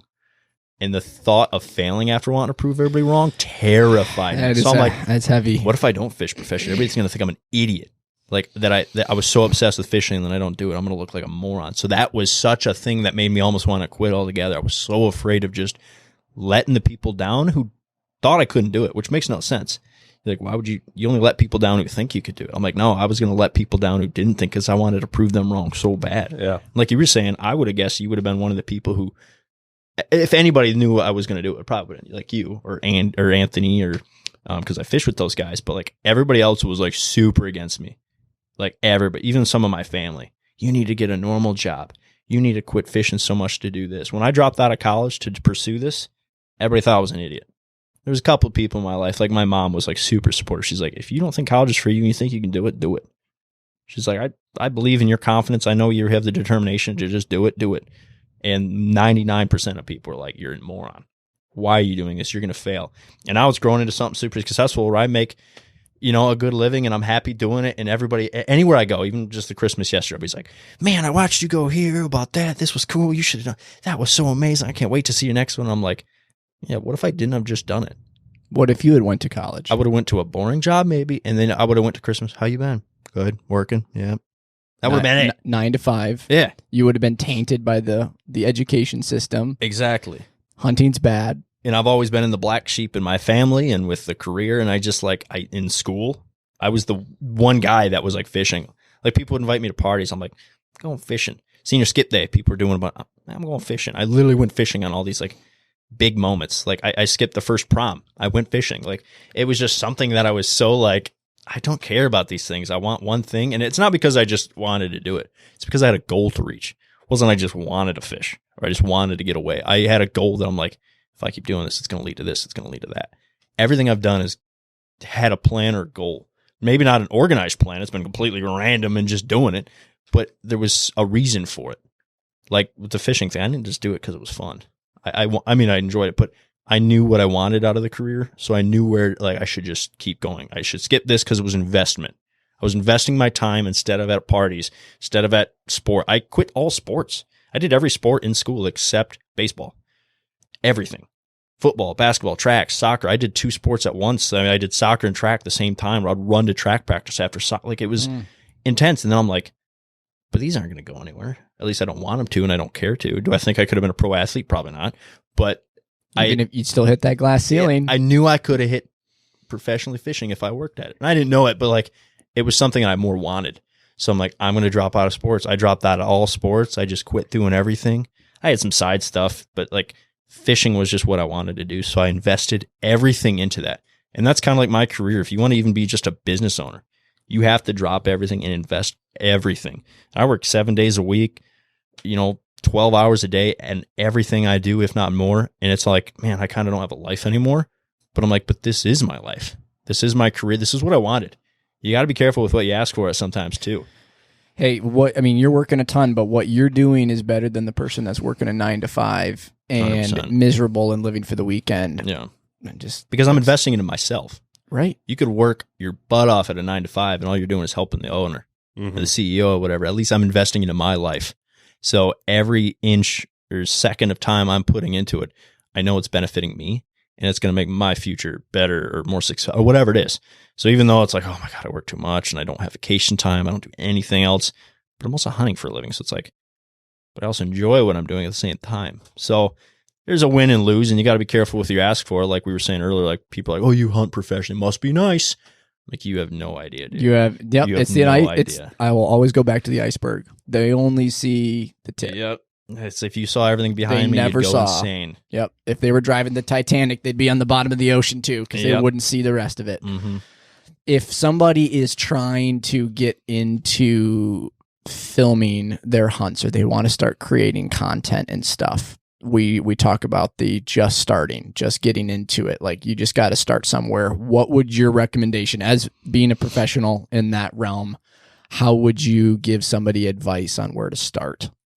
Well, to start off, I would say anything you can to get enough money to try to get a camera, like just a combo camera with a lens camera combo. Maybe it's like a Canon Rebel T6i or something like that. It's what I started on. It's like $600. It was a decent camera lens. It was good enough for social media at the time. Now everybody's using 4K drones and everything, and I get that. But you're not going to be able to don't just say no because you can't afford a 4K drone or whatever it is. Like, start somewhere, because I've seen a lot of crappy content go viral because of what it was and not because of how it was created. It doesn't have to be high quality. You'll get there. But I get stuck in that. Reed checks me every once in a while. He's like, it does not have to be perfect. No. You know, people do not care if your reels are 4K or not. Well, I used to do that too, dude. I had 2 years of footage backed up because I'm like, it's not cinematic. It doesn't look super epic. So recently I just been posting random clips of hunts as reels. I just need the content up. Just post it. Something's going to do well. Even if it's just me. Like today I posted one of me rattling antlers and then the buck came and I shot. Like, it wasn't cinematic. I threw some music up just because it was something. And who knows, maybe that could go viral. It's better than 90% of the other stuff that's out there. Yeah. So it's like, you just got to do something and get a camera, just start posting and try to be a little bit more unique. Don't try to copy every guy, because then everybody's going to see you. It's the same thing I've seen this before. Or it's not going to fit an algorithm. But if it's different, your chances of hitting a different algorithm or just hitting a different audience or being somebody new or known for something. You know, the first guy who started bow hunting became known for it. You do something new or more creative or more unique, you're not maybe just going to be the one known for it, but it might just stand out amongst the rest if you just try to do what everybody's doing. You know, the basic, like the old school hunting films, I can't stand them.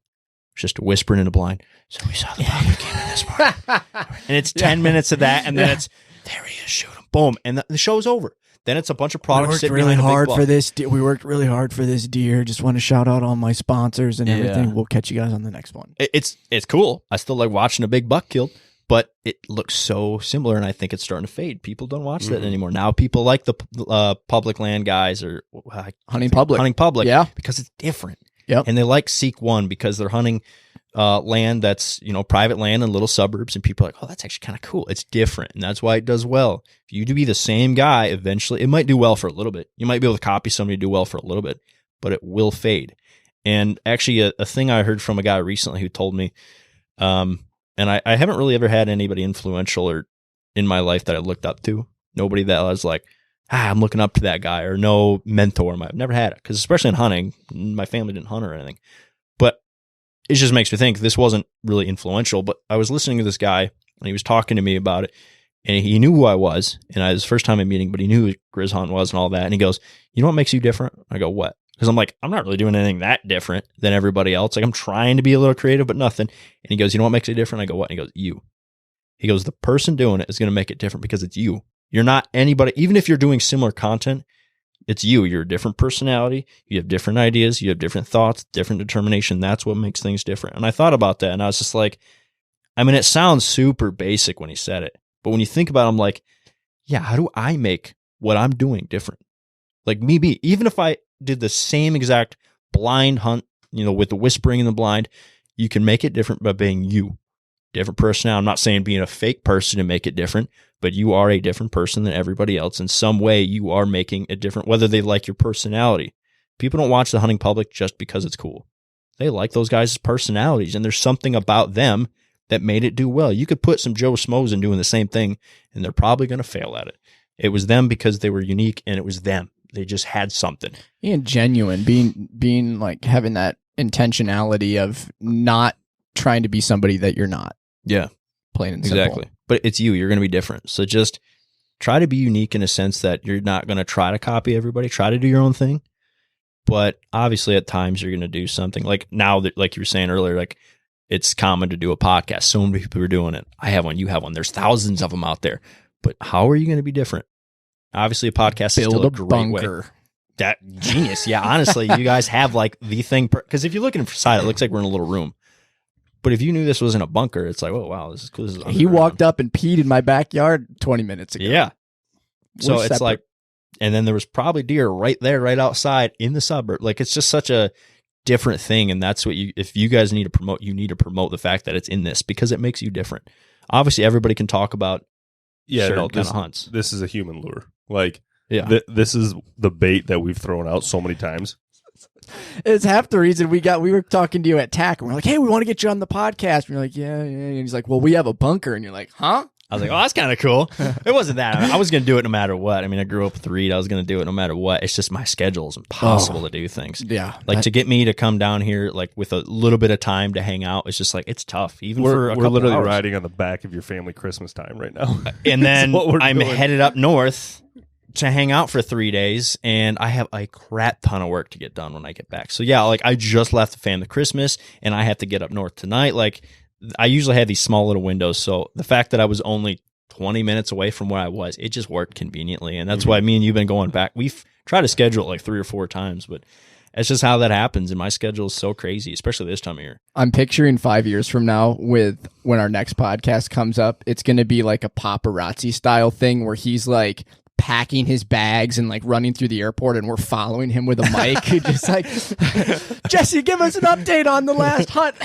That's how it is with my family, honestly. They'll give me a call. It's like, it was funny the other day. I think it was my mom, or it was either my mom or dad, or they called me. No, it was my mom. She called me. She was just like trying to have a casual conversation, and it was when we were hiking up the mountain in Oregon. I was like, oh no, I'm hiking up a mountain. We saw a mountain lion. We're gonna try to get her. And she's like, what? Well, what's the weather like? Yeah, and I was like, oh, I gotta go. And then she's like, well, I'll try to call him another day. Like, there's just like, it's strange like that. Or the one time my neighbor called me because he's like, casual old people neighbors, like, how you doing? I was like, I'm on a bus right now, headed to Oklahoma to shoot a deer. I got to hop off in a minute. And they're like, what?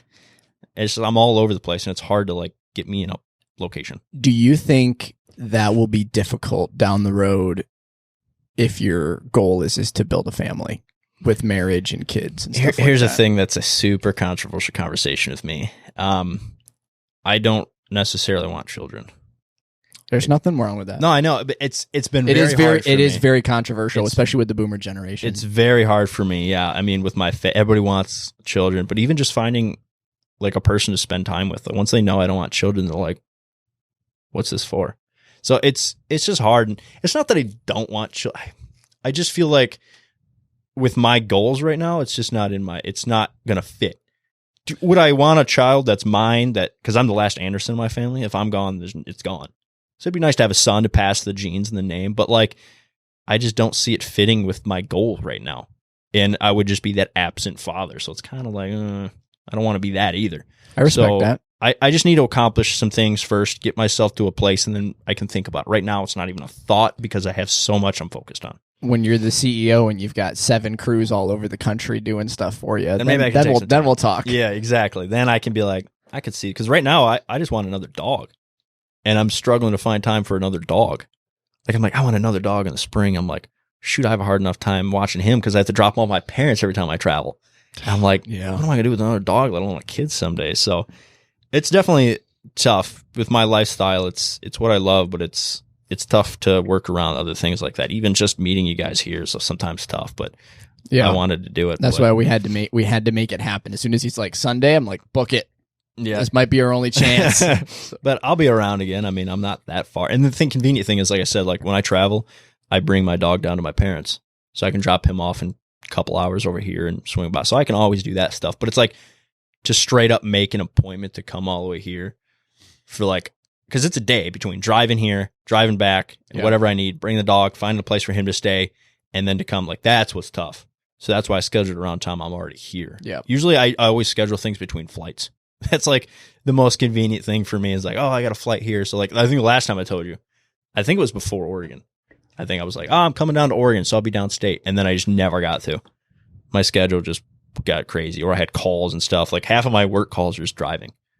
Like tonight, I'll probably be just on work calls, just trying to, it's Sunday, so I won't, but just trying to figure things out. So I got a good podcast I can send you. what's that? The Atasso Outdoors podcast. Oh, yeah. I'll listen to that on the way home. All right. Well, let's go into our final 2 segments, and then we'll wrap up. This is the lightning round. Oh. We're going to throw just a bunch of quick questions at you. All right. Don't put too much thought into them. First thing comes ahead. Just give us your knee-jerk All right. reaction. Reed, take us Pineapple. away. Would you rather shoot a Boone and Crockett typical or non-typical? Typical. All right. Would you rather have a 3,000-acre high-fence ranch in Texas or a 500-acre farm in Michigan? Oh, Michigan, because I live here. Would you rather be mauled by a bear or bit by a rattlesnake? Bear, just because that's already my nickname. It's the business. I gotta stick with the grizzly bear. Come I on. like it. Would you rather be attacked by a moose or a wild boar? Moose. I think it'd be quicker. Moose would probably just run, crush my skull. I think a boar would rip me to shreds. Awesome. All right. Would you rather have your all expense paid Wyoming elk hunt or Canadian moose hunt? Moose hunt. It's my number one bucket list hunt of all time is a moose hunt with my bow. I'd rather do it in the Yukon, in Alaska, but a moose hunt is by far my number one bucket list hunt. That's the pinnacle. It's the pinnacle for me. That's when you're going to, that's the glass, that's the glass ceiling. And I almost did it 2 years ago, and COVID said, nope. Because they're like, you got to get your vaccinations before you can come into Canada. And I said, no, I'm not. Screw you, Trudeau. I said, I'll wait. Wait, you're telling me that you're unvaccinated in the bunker? Oh, no, I'm sorry. Get out. All right, what's your favorite outdoor brand? Like, sponsors aside. It can be it can be anything. A brand? Yeah, it can be anything. It can be gear. It can be equipment. It can be weapons. It can be apparel. I would just say Matthews because it truly is like it's in the term, like it's a brotherhood. Matthews, like when you meet another guy that shoots Matthews, it's just like, brother, my dude. Yeah. Like, V3 Halon. Yeah, heck yeah. So like that's just like when I meet a Matthews guy, I'm just like, yeah, we're cool. When it's like Hoyt, I'm like, you get it? Exactly. Yeah, Hoyt. But yeah, I just like Matthews, I've just always felt like that's my thing. That's the one brand that I've always stuck to so strongly since I was like, after my first bow, I was 12. Got a Matthews ever since. So that's it's been awesome. Like 12 years, 13 You don't meet Matthews. many guys like that. Most guys we know, it's kind of, they've bounced around between PSE, Hoyt. I almost had PTSD. PSE, Hoyt, Matthews. They bounce around. Yeah. All right, your favorite go-to snack in the field? Ooh, so it's a new one recently. I don't know what they're called, but it's a little fruit snack. It's like it looks like a solid chunk this big. It's like tastes like a fruit roll-up, but it's like a healthier version. It's like fruit leather? Kind of like that. It's like a strip. Comes in a peel, you just unpeel it. But yeah. It's like strawberry flavored, but it's like a super healthy version. Yeah, I think it's called fruit leather. I think we've had it. Might be. It almost looks like it looks like a healthy Airhead, almost, right? Kind of, but bigger. Okay. Yeah. But yeah, it's like that. And it's like no sugar added, like all natural. Like, it's just really good. Except I wish the packaging wasn't so loud. But other than that, I've got a buddy who, it's a little sidetrack. This is the lightning round, but I got a buddy who makes it. He takes all the fruit and stuff and puts it in a food processor and then pours it out onto like a cooking tray. And then, or a sheet, and then dehydrates it. Give him my number. And then just slices it up. I need that. Well, also, we do freeze-dried apples for hunts, too. That's cool. Because it's quiet. It's like a potato chip, but it's quiet. Yep. They don't have that crunch. It's soft, and it tastes like an apple. It's good. That's awesome. So that's a good one, too. All right, you have a bounty on your head. Would you rather be hunted by Ted Nugent or Fred Bear? Ted Nugent. Ooh, that's a good one. Fred Bear would kill me quick. I know Ted Nugent's a good shot, but he ain't no Fred Bear. Yeah, Ted Nugent would be way more. Ted Nugent's a guitar player. He'd be way more scary though. Yeah, he'd probably be screaming some stuff at me. But Fred Bear, I feel like would shoot me without me ever knowing. I feel like Ted Nugent would be running at me, chasing me. So yeah, I'd say Ted Nugent for sure. All right, would you rather step on a bear trap or fall from a tree stand? Oh, fall from a tree stand, 100%. Oh man, I've done it. All right, you have to kill a deer. All you have is jumper cables, vice grips, paracord, and a sand wedge. How do you do it? How do I kill a deer? Yes. So this is like a survival. There was a shovel in there? Nope. Sand wedge, golf club. All right. So I'll give them to you again. All right, yeah, repeat those. Jumper cables, vice grips, paracord, and a sand wedge. Paracord. What is the scenario you're going to create? Some type of snare. Okay. What's that going to look like? Heavy log weighed down like with like a small shim in between the tree. Like a deadfall? So, yeah, some kind of deadfall with the snare below it. So when that trips that snare, the log will slip and fall and the weight will strangle the deer. Maybe not instantaneously, but overnight it will run out of oxygen or something. I'll find it the next morning. There we go. But pliers, no sure. Vice grips, no shot. The club, if I jumped on its head and clubbed it, maybe. I'll probably use too much energy doing that, though. Congratulations, you've passed. That's good. You guys want Jesse on your team in a survival situation. All right, final segment of the show we like to call What the Fart. This is the fart dictionary being passed your way.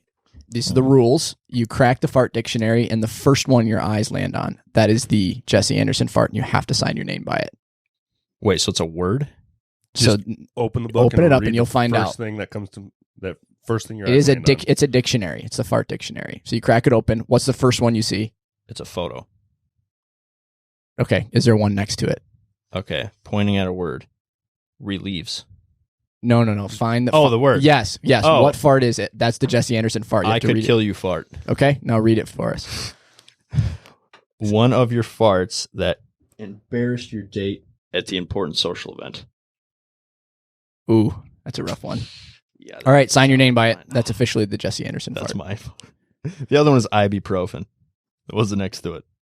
All right, so while you're doing that, tell us where people can find you.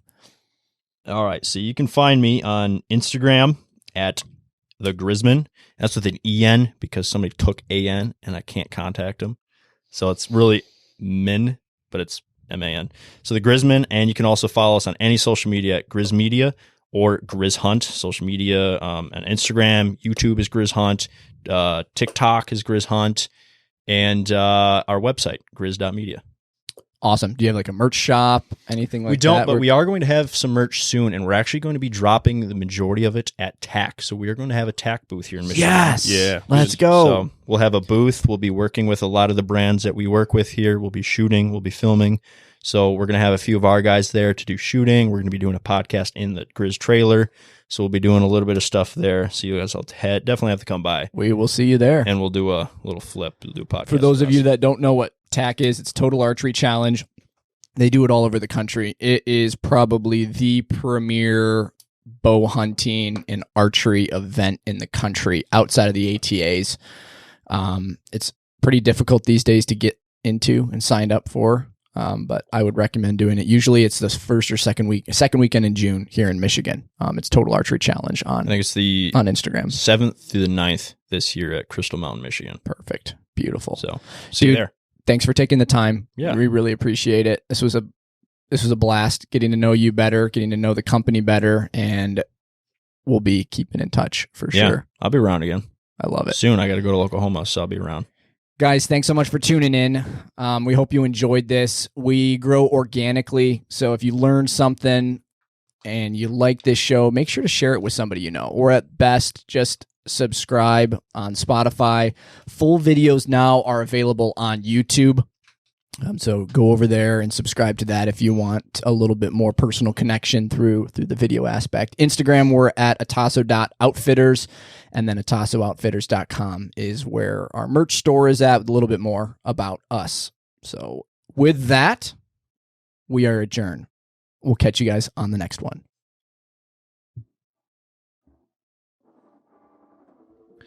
Do you still hold the record for like fastest handcuff uncuffing? So I we're still doing mics.